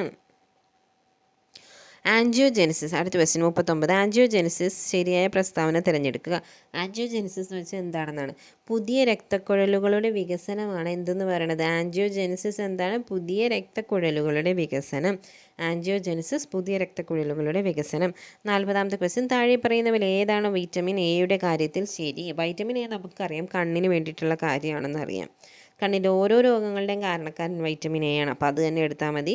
ഓപ്ഷൻ സി നോക്കുക. വൈറ്റമിൻ എയുടെ കുറവ് രാത്രി അന്ധതയ്ക്കും നിശാന്തതയ്ക്കും സിറോഫ്താൽമിയയ്ക്കും കാരണമാകുന്നു. ശരിയാണ്. ഇനി അടുത്തത് 41. പാൻക്രിയാസുമായി ബന്ധപ്പെട്ട് ശരി ഏതൊക്കെയാണെന്നാണ്. പാൻക്രിയാസ് ഒരു എൻഡോക്രൈനും എക്സോക്രൈൻ ഗ്രന്ഥിയാണ്. നമ്മൾ ഓൾറെഡി പഠിച്ചിട്ടുള്ളതാണ്. നമുക്ക് എക്സോക്രൈനും എൻഡോക്രൈനുമായിട്ട് പ്രവർത്തിക്കുന്ന ഒരു ഗ്രന്ഥിയുള്ളത് നമ്മുടെ പാൻക്രിയാസ് ആണ്. പാൻക്രിയാസ് ഇൻസുലിനും ഗ്ലൂക്കോഗോണും സൃഷ്ടിക്കുന്നു. അത് ശരിയാണ്. ഇത് ഗ്ലൂക്കോസിൻ്റെ അളവ് നിയന്ത്രിക്കുന്നു. അതും ശരിയാണ്. അടുത്ത ഉത്തരം സെൻറ്റൻസ് മുകളിലുള്ളവയെല്ലാം. സോ ശരിയാണ്. അതാണ് ഉത്തരം. ഓപ്ഷൻ 4 അത് വരുന്നത് ഡിയിലാണ്. ഇതിങ്ങനെ പെട്ടി തുറക്കുമ്പോൾ പെട്ടീൻ്റെ ഉള്ളിൽ പെട്ടി എന്ന് പറയുന്ന അവസ്ഥ പോലെയാണ്. ഓപ്ഷൻ ഡി ആണ് ഉത്തരം. 42. മനുഷ്യരിലെ ജീവിതശൈലി രോഗങ്ങളുടെ ശരിയായ കാരണം തിരഞ്ഞെടുക്കുക. എന്തൊക്കെയാണ് കാരണങ്ങൾ? മോശം ഭക്ഷണശീലം ശരിയാണ്. ശാരീരിക നിഷ്ക്രിയത്വം, നമ്മുടെ എക്സസൈസ് ഒന്നും ഇല്ലാണ്ടിരിക്കുക, അതും ശരിയാണ്. ശാരീരിക നിഷ്ക്രിയത്വം. അസ്വസ്ഥമായ ജൈവ ഘടികാരം ശരിയാണ്. ഏതൊക്കെയോ സമയത്ത് ഉറങ്ങുന്നു, ഏതൊക്കെയോ സമയത്ത് എഴുന്നേൽക്കുന്നു. അസ്വസ്ഥമായ ജൈവ ഘടികാരം. തെറ്റായ ശരീരഭാരം, നമ്മുടെ ഭാരം തെറ്റായിട്ട് നിൽക്കുന്നത്, അതും ശരിയാണ്. ഇതിലുള്ള ഓപ്ഷൻ ഡി ആണ് മുകളിലുള്ളവയെല്ലാം. പ്രാഥമിക അമീബിക് മെനിങ്കോ എൻസെഫലൈറ്റിസ് മൂലമാണ് ഡാഷ് ഉണ്ടാകുന്നത്. എന്തെന്നാണ്? അമീബിക് മെനിങ്കോ എൻസെഫലൈറ്റിസ് മൂലമാണ് എൻസെഫലൈറ്റിസ് ഡാഷ് മൂലമാണ് ഉണ്ടാകുന്നത്. എന്ത്? നെഗ്ലേരിയ ഫൗലേരി മൂലമാണ് amoebic meningoencephalitis Naegleria fowleri. 44. COVID-19 കാലത്ത് ഒറ്റപ്പെടലുമായി ബന്ധപ്പെട്ട് താഴെ പറയുന്ന പ്രസ്താവനകളിൽ ഏതൊക്കെയാണ് ശരി? COVID-19 കാലത്ത് COVID-19 രോഗലക്ഷണങ്ങൾ ഉള്ളവർക്കോ വൈറസ് പോസിറ്റീവ് ആയവരോ ഇത് ഉപയോഗിക്കുന്നു. എന്തുപയോഗിക്കുന്നു എന്നാണ്? ഈ ഒറ്റപ്പെടൽ. നമ്മൾ പറഞ്ഞില്ലേ ഒറ്റയ്ക്ക് മാറിയിരിക്കണമെന്ന്. ഈ ഒറ്റപ്പെടൽ ഒരു മരുന്ന് പോലെയാണ് ഇവിടെ കരുതുന്നത്. ആ ഒറ്റപ്പെടൽ എന്ന് പറഞ്ഞ മരുന്ന് അവരുപയോഗിക്കും. COVID-19 ഉള്ളവർ. ഒറ്റപ്പെടൽ എന്നാൽ മറ്റാളുകളിൽ നിന്ന് വേർപെടുത്തുക. പ്രധാനമായും ഒരു മെഡിക്കൽ സ്ഥാപനത്തിൽ നിങ്ങൾക്ക് ക്ലിനിക്കൽ പരിചരണം ലഭിക്കും. മാറിയിരിക്കുക, അതിൻ്റെ കൂടെ വെറുതെ പോയി ഒരു മുറിയിൽ മാറിയിരുന്നാൽ പോലെ നമുക്ക് എന്തെങ്കിലും മെഡിസിൻസ് എടുക്കണം എന്നുണ്ടെങ്കിൽ അതിൻ്റെ കൂടെ എടുക്കുക. കൗൺസിലിംഗ് എന്തെങ്കിലുമൊക്കെ വേണമെന്നുണ്ടെങ്കിൽ അതും കിട്ടുക. അങ്ങനത്തെ കുറേ കാര്യങ്ങളൊക്കെ ഉണ്ട്. നമുക്കെല്ലാവർക്കും അറിയുന്ന കൊറോണ സമയത്ത് ഈ ഒറ്റപ്പെടലായിരുന്നു ഏറ്റവും വേണ്ടിയിരുന്നത്. ക്വാറൻറ്റൈൻ. 45ാമത്തെ ക്വസ്റ്റ്യൻ. ആവശ്യത്തിന് ഉയർന്ന ആവൃത്തിയിലുള്ള പ്രകാശത്തിന് വിധേയമാകുമ്പോൾ മെറ്റീരിയലിൽ നിന്ന് ഇലക്ട്രോണുകൾ പുറപ്പെടുവിക്കുന്ന പ്രതിഭാസത്തിന് പേര് നൽകുക. നമ്മൾ പഠിച്ചിട്ടുള്ളതാണ് ഫോട്ടോ ഇലക്ട്രിക് എഫക്റ്റ് എന്താണ്? നമ്മളുടെ ആ പ്രത്യേക ആവൃത്തിയിൽ ഫ്രീക്വൻസിയിലുള്ള പ്രകാശം വീഴുമ്പോൾ ഇലക്ട്രോൺ പുറപ്പെടുന്നതിനാണ് ഫോട്ടോ ഇലക്ട്രിക് എഫക്റ്റ്. ഒരു പ്രിസത്തിലൂടെ കടന്നു പോകും പ്രകാശത്തെ അതിൻ്റെ ഘടകവർണ്ണങ്ങളിലേക്ക് വേർതിരിക്കുന്ന വിശദീകരണ പ്രതിഭാസമാണ് വിസരണം. നമ്മൾ വി എന്നിങ്ങനെ ഓർക്കുക. അപ്പോൾ വി എന്ന് ഓർക്കുമ്പോൾ വീൻ്റെ അടിയിൽ ഒരൊറ്റ ഇതാണ്. അപ്പോൾ നമ്മളിങ്ങനെ ഒരു ടോർച്ച് ആ വീൻ്റെ അവിടെ കത്തിച്ച് വെക്കുമ്പോൾ വീൻ്റെ ഷേപ്പിൽ ഇങ്ങനെ അങ്ങോട്ട് ആ ടോർച്ച് ലൈറ്റ് ഇങ്ങനെ പടർന്നു പോകും. അതാണ് ആ പറയുന്നത്. പിന്നെ നമ്മൾ ഓർത്തിരിക്കുക, തെളിഞ്ഞു വരുന്നത് മഴവില്ല് വിസരണം, അതെടുക്കാം. മഴവില്ലിന് വിസരണം വരും, സ്കാറ്ററിങ് വരും.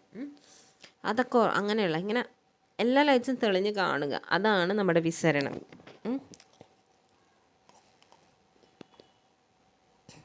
ഘടകവർണ്ണങ്ങൾ അതാണ് പറയുന്നത്. ഒരു കടന്നു പോകുമ്പോൾ പ്രകാശം ഘടകവർണ്ണങ്ങൾ എല്ലാ നിറങ്ങളും ആകുന്നു, അതാണ് വിസരണം.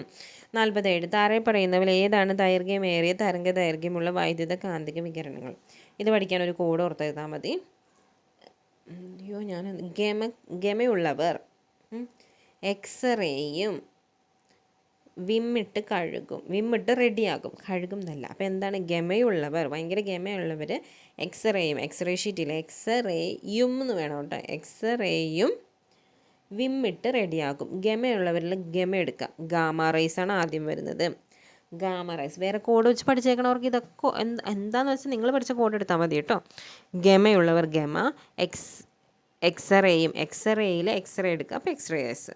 പിന്നെ എക്സ്റേ ഉമ്മിൽ എടുക്കുക. എന്ന് പറഞ്ഞാൽ ultraviolet rays, ultraviolet rays, ultra rays. അപ്പം gamma, X ray, ultraviolet, VIM visible, infrared, microwave.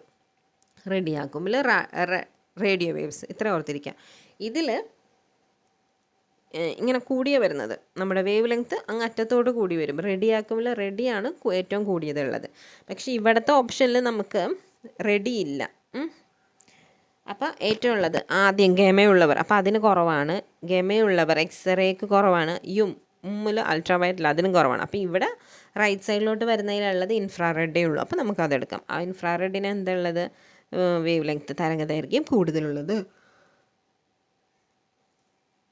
ആദ്യത്തെ L1 ഉപയോഗിക്കുന്ന റോക്കറ്റ് ഏതാണെന്നാണ്.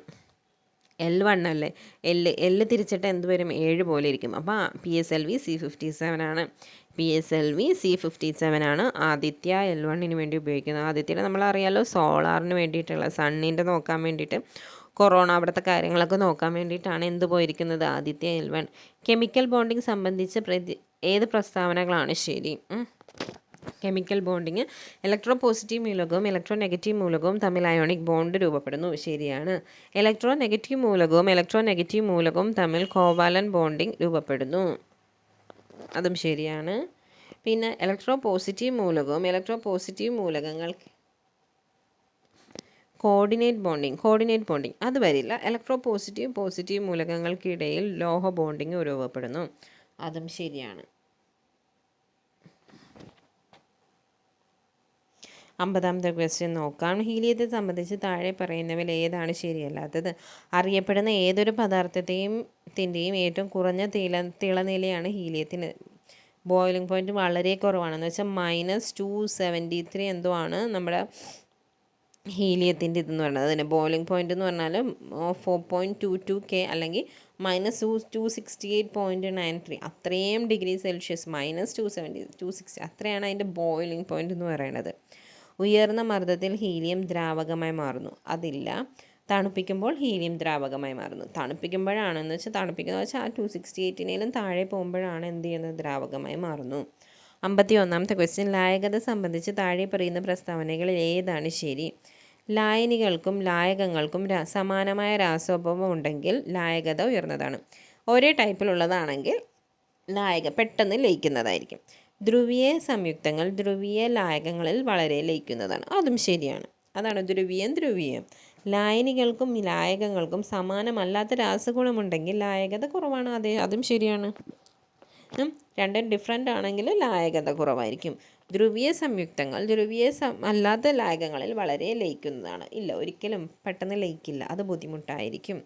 താലിബാൻ വധിച്ച ഇന്ത്യൻ ഫോട്ടോ ജേർണലിസ്റ്റ് ആരാണെന്നാണ്? ഡാനിഷ് സിദ്ദിഖാണ്. നമ്മുടെ സിദ്ദിഖ് നടനെങ്കിലും ഓർത്തിരിക്കുക, പുള്ളിക്കാരനെ വധിച്ചു കളഞ്ഞു. ഡാനിഷ് സിദ്ദിഖിനെയാണ് താലിബാൻകാർ വധിച്ചത്. താഴെ പറയുന്നവയിൽ ശരിയായ ജോഡികൾ കണ്ടെത്തുക. കൂടിയാട്ടം മാണി മാധവ ചാക്യാരാണ്. മോഹിനിയാട്ടം മൂഴിക്കൽ പങ്കജാക്ഷിയാണ്. മോഹിനിയാട്ടം മൂഴിക്കൽ പങ്കജാക്ഷിയല്ല. മൂഴിക്കൽ പങ്കജാക്ഷി പാവകളി ഇല്ലേ, നമ്മുടെ പപ്പട്രി എന്ന് പറയുന്ന പാവകളിയുടെ ആളാണ് മൂഴിക്കൽ പങ്കജാക്ഷി. കേരള നടനം ഗുരു ഗോപിനാഥാണ്. താഴെ പറയുന്നതിന് ശരിയായി പൊരുത്തപ്പെടുന്ന ജോഡി നോവലുകൾ അനുബന്ധ കഥാപാത്രം നോവൽ അതെടുക്കാനാണ്. ഭീമൻ രണ്ടാം ഊഴം ശരിയാണ്. മുജീബ് ആടുജീവിതമല്ല, നജീബാണ് ആടുജീവിതത്തിൽ. ചേതന ആരാച്ചാർ. അപ്പുക്കിളി എന്ന് പറയുന്നത് നമ്മുടെ ഖസാക്കിൻ്റെ ഇതിഹാസത്തിലുണ്ട്. ഓടയിൽ നിന്നുള്ള അപ്പു അല്ല, പപ്പു ആണ്, മനസ്സിലായോ? ഓടയിൽ നിന്നിൽ പപ്പുവാണ്. ആടുജീവിതത്തിൽ നജീബാണ്. മനസ്സിലായോ? എഴുത്തുകാരുടെ യഥാർത്ഥ പേര് അവരുടെ തൂലികാ നാമവുമായി ശരിയായി പൊരുത്തപ്പെടുന്ന ജോഡികൾ കണ്ടെത്തുക. നന്ദനാർ PC കുട്ടിക്കൃഷ്ണനാണ് കേട്ടോ. Anand K സച്ചിദാനന്ദനല്ല, P സച്ചിദാനന്ദനാണ്. Vilasini MK Menon, അത് ശരിയാണ്. Anand P Sachidanandan, Uroob PC Kuttikrishnan, Nandanar PC Gopalan. മനസ്സിലായോ? പിന്നെ ഇവിടെ ടി ഉബൈദ് അബ്ദുൾ റഹ്മാനാണ്. വിലാസിനി MK മേനോൻ, അത് ശരിയാണ്. ആനന്ദ് ഇവിടെ K സച്ചിദാനന്ദൻ തന്നിരിക്കുന്നത്, K അല്ല P ആണ്. അതേപോലെ നന്ദനാർ PC ഗോപാലനാണ്. ഉറൂബ് PC കുട്ടിക്കൃഷ്ണൻ. ഇനി കളികളും അവരുടെ എണ്ണവും, കായികവും എണ്ണവുമാണ് തന്നിരിക്കുന്നത്. കറക്റ്റ് ആക്കാനാണ്. പോളോ എന്ന് വെച്ചാൽ നമുക്കറിയില്ലേ, കുതിരപ്പുറത്തൊരു വടിയും കൊണ്ട് ഗോൾഫ് കളി എന്ന് പറയില്ല, അതേപോലെ വടിയും കൊണ്ട് അത് തട്ടിയിടുന്നതാണ് പോളോ എന്ന് പറയണത്. അത് 4 പേരുടെ കളിയാണ് കേട്ടോ. പോളോ 4 പേരാണ്. റഗ്ബി എന്ന് പറയണത് നമ്മൾ ഫുട്ബോളില്ലേ, ഫുട്ബോൾ കാലുകൊണ്ട് പന്തിനെ പിടിച്ചുകൊണ്ട് ഓടുന്നത്, അതിന് പകരം കൈ കൊണ്ട് പന്തിനെ പിടിച്ച് ഓടിക്കളിക്കുന്നത്. ഫുട്ബോളിൻ്റെ കാലിന് പകരം കൈ ഇട്ടാൽ മതി. അതാണ് നമ്മുടെ റഗ്ബി എന്ന് പറയണത്. അതിന് 15 പേരുടെ കളിയാണ് കേട്ടോ. 15 പേരുടെ കളിയാണ് റഗ്ബി എന്ന് പറയണത്. വോളിബോൾ എന്ന് പറഞ്ഞാൽ നമുക്കറിയാം ബാസ്ക്കറ്റ് ബോൾ അല്ല. വോളിബോൾ ഒരു കോർട്ടിൻ്റെ അപ്പുറവും ഇപ്പുറവും നിന്നിട്ട് കൈ കൊണ്ട് എറിഞ്ഞ് കളിക്കുന്നതാണ് വോളിബോൾ. ആ വോളിബോളിന് 6 പേര് മതി.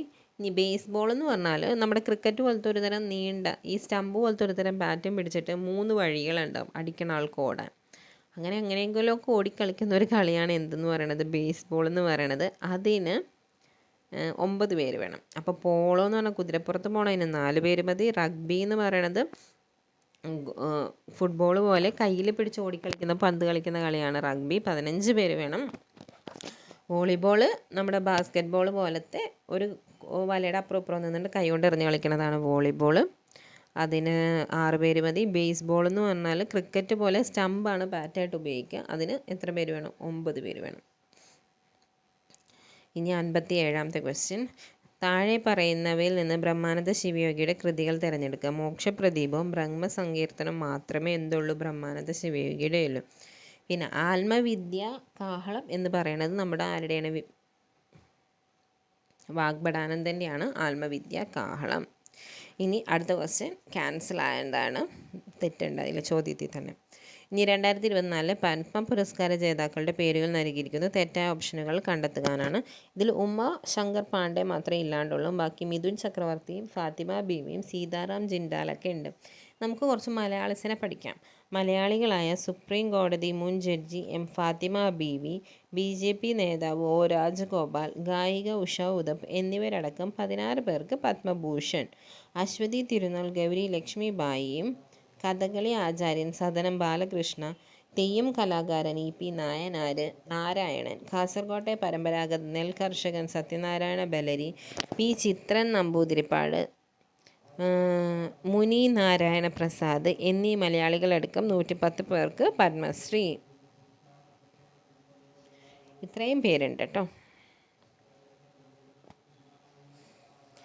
60ാമത്തെ question. 2000 information technology act 66A വകുപ്പ് ഭരണഘടനാ വിരുദ്ധവും അഭിപ്രായ സ്വാതന്ത്ര്യവും ആവിഷ്കാര സ്വാതന്ത്ര്യവും ഹനിക്കുന്നതിൻ്റെ പേരിൽ കർശനമായി വെട്ടിക്കുറച്ചതുമായ സുപ്രീം കോടതി പ്രഖ്യാപിച്ചത് ഏത് ഹർജിയിലാണ്? നമുക്കറിയാം, നമ്മുടെ IT ആക്ടിലെ 66A എടുത്ത് കളഞ്ഞിരിക്കുകയാണ്.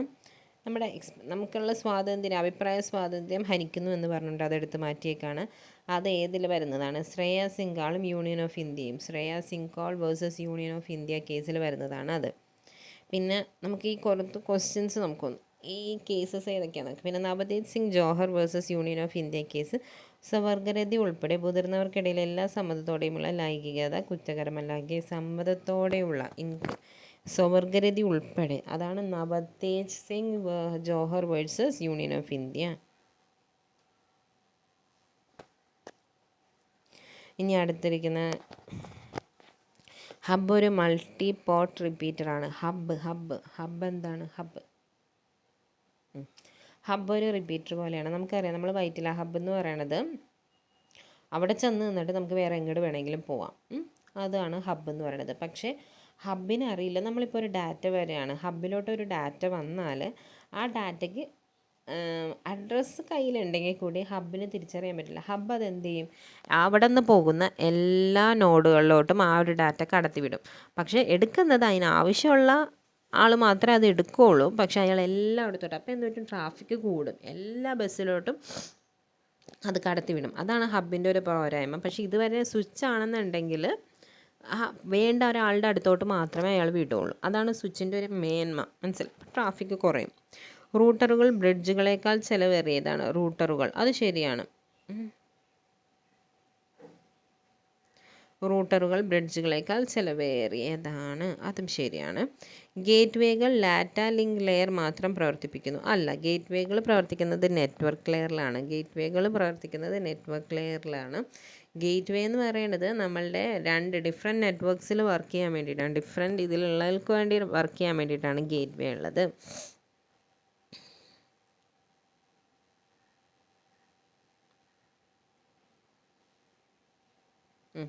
ഈ ബ്രിഡ്ജ് എന്ന് വെച്ചാൽ അപ്പുറം ഇപ്പുറം ഒരു നെറ്റ്വർക്കിനെ 2 സെഗ്മെൻ്റ് ആക്കും. എന്നിട്ട് അതനുസരിച്ചിട്ട് ഡാറ്റേനെ കണക്ട് ചെയ്യും, ഡാറ്റ ട്രാൻസ്ഫർ ചെയ്യാൻ വേണ്ടിയിട്ടാണ് ബ്രിഡ്ജ് യൂസ് ചെയ്യുന്നത്. റൂട്ടറുകൾ എന്ന് വെച്ചാൽ സെയിം നെറ്റ്വർക്കിലുള്ള ഡിഫറെൻറ്റ് സെഗ്മെൻറ്റ്സിന് ഡാറ്റ ട്രാൻസ്ഫർ ചെയ്യാൻ വേണ്ടി യൂസ് ചെയ്യുന്നു. ഗേറ്റ് വേ എന്ന് പറഞ്ഞാൽ ഡിഫറെൻറ്റ് നെറ്റ്വർക്കിലുള്ളവനെ ട്രാൻസ്ഫർ ചെയ്യാൻ വേണ്ടിയിട്ടാണ് ഗേറ്റ് വേ യൂസ് ചെയ്യുന്നത്. CSV ഫയലുകളിൽ മൂല്യങ്ങളെ വേർതിരിക്കുന്ന പ്രതീകം ഡാഷ് എന്നറിയപ്പെടുന്നു. നമ്മൾ ഡോട്ടഡ് ഇല്ല, ആ ഡോട്ടിനെയാണ് ഈ പറയുന്നത്. അത് ഡീലിമിറ്റർ എന്നാണ് പറയുന്നത്. ഡീലിമിറ്റർ. സൈബർ സുരക്ഷയും ഓൺലൈൻ സുരക്ഷയും കുറിച്ച് വിദ്യാർത്ഥികൾക്ക്, അധ്യാപകർ, രക്ഷിതാക്കൾ എന്നിവരിൽ അവബോധം സൃഷ്ടിക്കുന്നതിന് ISRA ഇൻഫർമേഷൻ സെക്യൂരിറ്റി റിസർച്ച് അസോസിയേഷനുമായി ചേർന്ന് കേരള പോലീസിൻ്റെ സംരംഭമാണ് കിഡ് ഗ്ലൗ. ISROയുമായി ചേർന്ന് കേരള പോലീസിൻ്റെയാണ് കിഡ് ഗ്ലൗ എന്ന് പറയുന്നത്. Stay safe online, we protect, അതൊക്കെ അങ്ങനെയുണ്ട്. നമ്മുടെ G20 the ministry of electronics and information technologies running a campaign called stay safe online, അവരുടെയാണ്. G20 നമ്മുടെ ഇന്ത്യ ഇലക്ട്രോണിക്സ് ആൻഡ് ഇൻഫർമേഷൻ ടെക്നോളജിയുടെയാണ് stay safe online. We protect എന്ന് പറയുന്നത് to combat the growing issues of child sexual exploitation and abuse online. Child sexual എക്സ്പ്ലോയിറ്റേഷനൊക്കെ വേണ്ടിയിട്ടുള്ളതാണ് we protect എന്ന് പറയുന്നത്. Web wise promote safe better internet user awareness racing and education initiatives targeting teachers, children, young people, ഇതെല്ലാം ഇതിന് വേണ്ടിയിട്ടുള്ളതാണ്. അപ്പോൾ കേരള പോലീസിൻ്റെ കാര്യം കൂടി എടുത്ത് ചോദിച്ചാൽ എന്ത് പറയണം, കിഡ് ഗ്ലൗ എന്ന് പറയണം. Which of the following statement is, നമുക്കത് വേണ്ട, മലയാളം എടുക്കാം. 5G നെറ്റ്വർക്കുകളെ സംബന്ധിച്ച് താഴെ പറയുന്ന പ്രസ്താവനകളിൽ ഏതൊക്കെയാണ് ശരി? ഇതിന് വളരെ ഉയർന്ന ലേറ്റൻസിയാണ്. ലേറ്റൻസി എന്ന് വെച്ചാൽ നമ്മളൊരു സ്റ്റാർട്ടിങ് ട്രബിൾ എന്ന് പറയില്ലേ, ഡാറ്റ വിടാനുള്ള ഒരു ടൈം എടുക്കുന്നതിനാണ്. അപ്പോൾ ടൈം എടുത്താൽ നമുക്ക് ബഫറിങ് എന്ന് നമ്മൾ പറയില്ല, ഒരു വീഡിയോ നമ്മൾ എടുത്ത് കാണാൻ നിൽക്കുമ്പോൾ അതൊന്ന് കറങ്ങി നിൽക്കും, കണ്ടു തുടങ്ങിയാൽ പിന്നെ നമുക്ക് പക്ഷേ കാണാനുള്ള സ്റ്റാർട്ടിങ് ട്രബിൾ എന്ന് പറയില്ലേ, അതാണ് ഈ ലേറ്റൻസി എന്ന് പറയുന്നത്. ഉയർന്ന ലേറ്റൻസി എന്ന് വെച്ചാൽ ഒരിക്കലും അല്ല, 5G വന്നു കഴിഞ്ഞാൽ പെട്ടെന്ന് സ്പീഡിൽ കിട്ടും എന്നല്ല പറയണത്. ഉയർന്ന ലേറ്റൻസി അല്ല, താഴ്ന്ന ലേറ്റൻസിയാണ്. സെക്കൻഡിൽ 20 GB വരെ നെറ്റ്വർക്ക് ഡാറ്റ വേഗതയുണ്ട്. ഇത് മില്ലിമീറ്ററിൽ തരംഗ സ്പെക്ട്രത്തിലാണ് അളക്കുന്നത്. എന്ന് വെച്ചാൽ മില്ലിമീറ്റർ തരംഗ സ്പെക്ട്രം, മില്ലിമീറ്റർ വേവിലാണ് ഇത് അളക്കുന്നത്. അപ്പോൾ ഓപ്ഷൻ 2ഉം 3ഉം കറക്റ്റാണ്. ഉയർന്ന ലേറ്റൻസി അല്ല, വളരെ കുറഞ്ഞ ലേറ്റൻസിയാണ്. 65ാമത്തെ ക്വസ്റ്റ്യൻ. വിവരാവകാശ നിയമം 2005 അനുസരിച്ച് മൂന്നാം കക്ഷി എന്ന പദത്തിന് നൽകിയിരിക്കുന്ന നിർവചനം. മൂന്നാം കക്ഷി എന്ന് വെച്ചാൽ എന്താണ്? വിവരത്തിനായി അഭ്യർത്ഥന നടത്തുന്ന പൗരൻ ഒഴികെയുള്ള ഒരു വ്യക്തി കൂടാതെ ഒരു പൊതു അധികാരവും ഉൾപ്പെടുന്നു. ഒരു വ്യക്തി വിവരത്തിനായി നമ്മൾ വിവരാവകാശം വയ്ക്കുമ്പോൾ ഒരാളെ പറ്റിയാണ്, വേറൊരാളെ പറ്റിയല്ല നമ്മൾ അതാണ് മൂന്നാം കക്ഷി എന്ന് പറയുന്നത്. നടത്തുന്ന പൗരൻ ഒഴികെയുള്ള വേറൊരു വ്യക്തി, അയാൾക്ക് എന്തും കൂടി ഉണ്ട്, ഒരു പൊതു അധികാരവും അയാൾക്ക് ഉണ്ടാവും. അയാളെ പറ്റിയല്ല നമ്മൾ അറിയുന്നത്. 66 2015 ജുവനൈൽ ജസ്റ്റിസ് കുട്ടികളുടെ കരുതലും നിയമത്തിലെ വ്യവസ്ഥ. ജുവനൈൽ എന്നതിൻ്റെ അർത്ഥം എന്താണ് എന്ന് വെച്ചാൽ കുട്ടി എന്ന് പറയുന്നത് എത്ര വയസ്സിന് താഴെയുള്ള ഒരാളെയാണെന്നാണ് പറയുന്നത്. 18 വയസ്സിന് താഴെയുള്ളവരെയാണ് കുട്ടി എന്ന് പറയുന്നത്. 67ാമത്തെ ക്വസ്റ്റ്യൻ. 2007 മാതാപിതാക്കളുടെയും മുതിർന്ന പൗരന്മാരുടെയും പരിപാലനവും ക്ഷേമവും എന്ന നിയമം സംബന്ധിച്ച പ്രസ്താവനകളിൽ ഏതൊക്കെയാണ് ശരി? 2ഉം 3യാണ് ശരി. ഏതെങ്കിലും മുതിർന്ന പൗരനോ രക്ഷിതാവിനോ ട്രൈബ്യൂണലിൻ്റെ ഒരു ഉത്തരവിനാൽ വിഷമമുണ്ടായേക്കാം. ഉത്തരവിൻ്റെ തീയതി മുതൽ 60 ദിവസത്തിനുള്ളിൽ ട്രൈബ്യൂണലിൽ അപ്പീൽ നൽകാം. നിയമപ്രകാരം രൂപീകരിക്കപ്പെട്ട ഒരു ട്രൈബ്യൂണലിന് മുമ്പാകെയുള്ള ഒരു നടപടിയിൽ ഒരു കക്ഷിയെ നിയമ പ്രാക്ടീഷണർമാർ പ്രതിനിധീകരിക്കുന്നതല്ല. സത്യം പറഞ്ഞാൽ ഒന്നും എനിക്കറിയില്ല. 2007 മാതാപിതാക്കളുടെ മുതിർന്ന പൗരന്മാരുടെ പരിപാലനവും ക്ഷേമവും നിയമപ്രകാരം രൂപീകരിച്ച ട്രൈബ്യൂണൽ മുൻസിഫ് മജിസ്ട്രേറ്റ് റാങ്കിൽ കുറയാതെ, അതാണ് തെറ്റ് ഇവിടുത്തെ. ഈ tribunal presided by a below officer below the rank of sub divisional officer. Sub divisional ഓഫീസറിൻ്റെ റാങ്കിൽ കുറയാത്ത ഒരാൾ വേണം അത് പ്രിസൈഡ് ചെയ്യാൻ. സബ് ഡിവിഷണൽ ഓഫീസർ, അല്ലാണ്ട് മുൻസിഫ് മജിസ്ട്രേറ്റ് ഇല്ല, സബ് ഡിവിഷണൽ ഓഫീസർ വേണമെന്നാണ് പറയുന്നത്.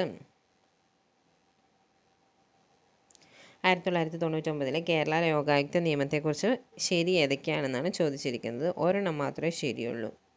കമ്മീഷൻ ഓഫ് എൻക്വയറി ആക്ട് 1952 പ്രകാരം അന്വേഷണത്തിന് റഫർ ചെയ്ത വിഷയത്തിൽ ഏതെങ്കിലും നടപടി എടുക്കാൻ നിയമപ്രകാരം ലോകായുക്തയ്ക്ക് അധികാരമില്ല.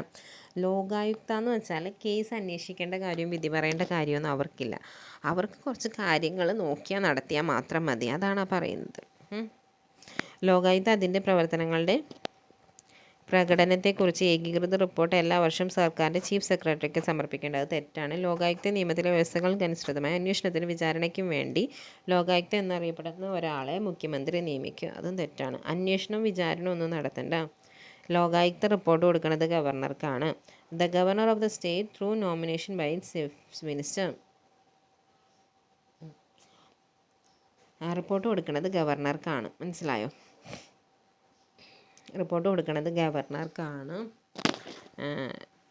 അത് തന്നെ റഫർ ചെയ്ത വിഷയത്തിൽ അന്വേഷണം നടന്നു, അതിൻ്റെ റഫർ ചെയ്ത് വേറെ നടപടികളോ അതിന് അന്വേഷണം നടത്തുക അങ്ങനത്തെ കുറച്ച് കാര്യങ്ങൾ അവർ കാര്യമായ റിപ്പോർട്ടെല്ലാം നടത്തണം.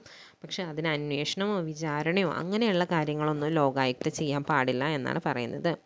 69ാമത്തെ ക്വസ്റ്റ്യൻ. ജോലി സ്ഥലത്ത് സ്ത്രീകൾക്കെതിരായ ലൈംഗിക പീഡനം നിയമം 2013 സംബന്ധിച്ച് താഴെ പറയുന്നവയിൽ ഏതാണ് ശരി?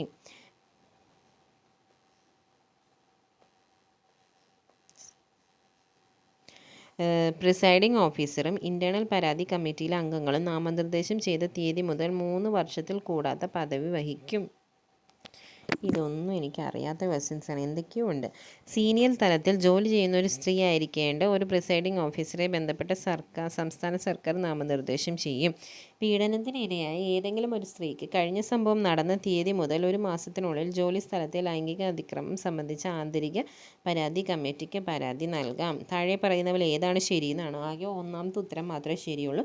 പ്രിസൈഡിംഗ് ഓഫീസറും ഇൻറ്റേർണൽ പരാതി കമ്മിറ്റിയിലെ അംഗങ്ങളും നാമനിർദ്ദേശം ചെയ്ത തീയതി മുതൽ 3 വർഷത്തിൽ കൂടാത്ത പദവി വഹിക്കും.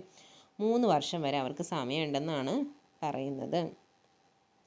ഭരണഘടന 105-ാം ഭേദഗതി നിയമം 2021 പ്രസ്താവനകളിൽ ഏതാണ് ശരി? എന്താണ് 105-ാം ഭരണഘടനാ ഭേദഗതി എന്നാണ് ചോദിക്കുന്നത്. സാമൂഹികമായും വിദ്യാഭ്യാസപരമായും പിന്നാക്കം നിൽക്കുന്ന വിഭാഗങ്ങളുടെ പട്ടിക തയ്യാറാക്കാനും പരിപാലിക്കാനും സംസ്ഥാന സർക്കാരുകൾക്കും കേന്ദ്രഭരണ പ്രദേശങ്ങൾക്കും ഈ ഭേദഗതി അധികാരം നൽകുന്നു. അതാണ് പറയുന്നത്. എന്താണ്?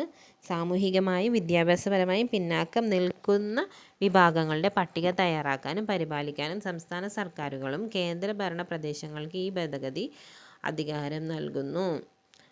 അടുത്തത് മാത്സ് ആണ്. ഇംഗ്ലീഷ് നോക്കാം. Fill in the blanks using the correct dash. Stay here till Sunday. സ്റ്റേക്ക് ഏത് ഇതാണ്? I will be staying here Sunday. ഞാനിവിടെ ഞായറാഴ്ച വരെ നിൽക്കും. I will be staying here till Sunday. Voice change ആണ്. Please draw the figure. You are requested to draw a figure. You are requested to draw a figure ആണ്. Please ഉണ്ട്, അതുകൊണ്ടാണ് you are requested. Ordering ആണെങ്കിൽ please വേണ്ടല്ലോ. Fill in the blank using suitable preposition. I walk 10 minutes without getting tired. I can. എനിക്ക് സാധിക്കും. I can walk 10 miles without getting tired. It is not raining. Not ഉണ്ട്. So easy ആണ് question tag. Combine the two sentences using suitable correlative conjunction. It is not useful, but it is not ornamental. It is neither useful nor ornamental. Choose a synonym of the word italicized in the sentence. He was killed in the battlefield. അവൻ മരണപ്പെട്ടു ബാറ്റിൽഫീൽഡിൽ. മരണപ്പെട്ടു. അതിൻ്റെയാണ് slain. He slain in the battlefield. He was slain in the battlefield. Slain എന്ന് വെച്ചാൽ killed.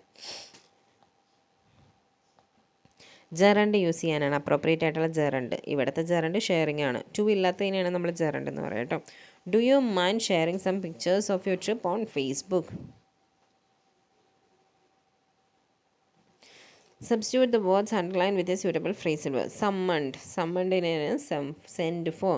The director sent for me and asked for an explanation. Summoned എന്ന് വെച്ചാൽ അതാണ് send for. Fill in the blanks using suitable preposition. He felt no qualms about borrowing money from his friends. He felt no qualms about money. Qualms about എന്നാണ്. Qualms about. Give the correct spelling of the adjective with take careful or taking great care. അതാണ് conscientious എന്ന് വെച്ചാൽ taking great care. കൺസാൻഷ്യസ്. താഴെ കൊടുത്തിരിക്കുന്ന പദങ്ങളിൽ ശരിയായവ ഏതെല്ലാം? അടിമത്തം ശരി. ഐച്ഛികം, ഐക്ക് ഷാ വേണ്ട, ഐച്ഛികം. ആജാനുബാഹു എന്നാണ്, ആജാനബാഹു എന്നല്ല. അടിമത്തം മാത്രമേ ഇവിടെ ശരിയുള്ളൂ. ശരിയായ പ്രയോഗം എടുക്കാനാണ്. അധ്യാപകൻ പഠിക്കാത്തതിനല്ലല്ലോ തെറ്റ്. പഠിക്കാത്തതിന് അധ്യാപകൻ അല്ല, പഠിക്കാത്തതിന് കുട്ടിയെ അധ്യാപകൻ ശരിയാകരിച്ചു, അതാണ് ശരി. 93. താഴെ കൊടുത്തിരിക്കുന്ന ശൈലിയുടെ മികച്ച മലയാള വിവർത്തനം ഏത്? Little drops of water make the mighty ocean. പലതുള്ളി പെരുവെള്ളം. പർവ്വതത്തിന് പര്യായമല്ലാത്തത് ഏത്? പർവ്വതത്തിന് ഗിരി, നഖം, ശൈലം. ഗിരി, നഖം, ശൈലം എന്നൊക്കെ എന്താണ്? പർവ്വതമാണ്, ചലമല്ല. ജംഗമം എന്ന പദത്തിൻ്റെ വിപരീതം ഏത്? സ്ഥാവരം. ജംഗമത്തിൻ്റെ വിപരീതം ഏതാണ്? സ്ഥാവരം. ജംഗമം, സ്ഥാവരം. കർഷകൻ എന്ന പദത്തിൻ്റെ സ്ത്രീലിംഗം ഏത്? കർഷകൻ, കർഷക. കൈയാടിയെങ്കിലേ വായാടൂ എന്ന് വെച്ചാൽ എന്താണ്? പണിയെടുത്താലേ വല്ലതും തിന്നാൻ പറ്റുള്ളൂ, പ്രവൃത്തി ചെയ്തെങ്കിലേ ഉപജീവനത്തിന് വഴിയുണ്ടാവുകയുള്ളൂ. വിണ്ടലം എന്ന പദത്തെ പിരിച്ചെഴുതുന്നത് എങ്ങനെ? വിണ്ടലം, വിൺ അധികം തലമാണ് വിണ്ടലം. വിണ്ണധികം തലം. കഞ്ചത്തോട് നേരായ മിഴിയുള്ളവൾ എന്നതിൻ്റെ ശരിയായ സമാസമാണ് കഞ്ചനേർമിഴി. കഞ്ചത്തോട് നേരായ മിഴിയുള്ളവൾ, കഞ്ചനേർമിഴി. താഴെ കൊടുത്തിരിക്കുന്നതിൽ സമാന പദമല്ലാത്തത് ഏത്? തെരുവ്, അങ്ങാടി, കമ്പോളം, ആപണകം. തെരുവ് എന്ന് വെച്ചാൽ അതാണ് അങ്ങാടി, കമ്പോളം, ആപണകം. തെരുവാണ് ഉത്തരം. അപ്പോൾ ഇത്രയേ ഉള്ളൂ. All the best.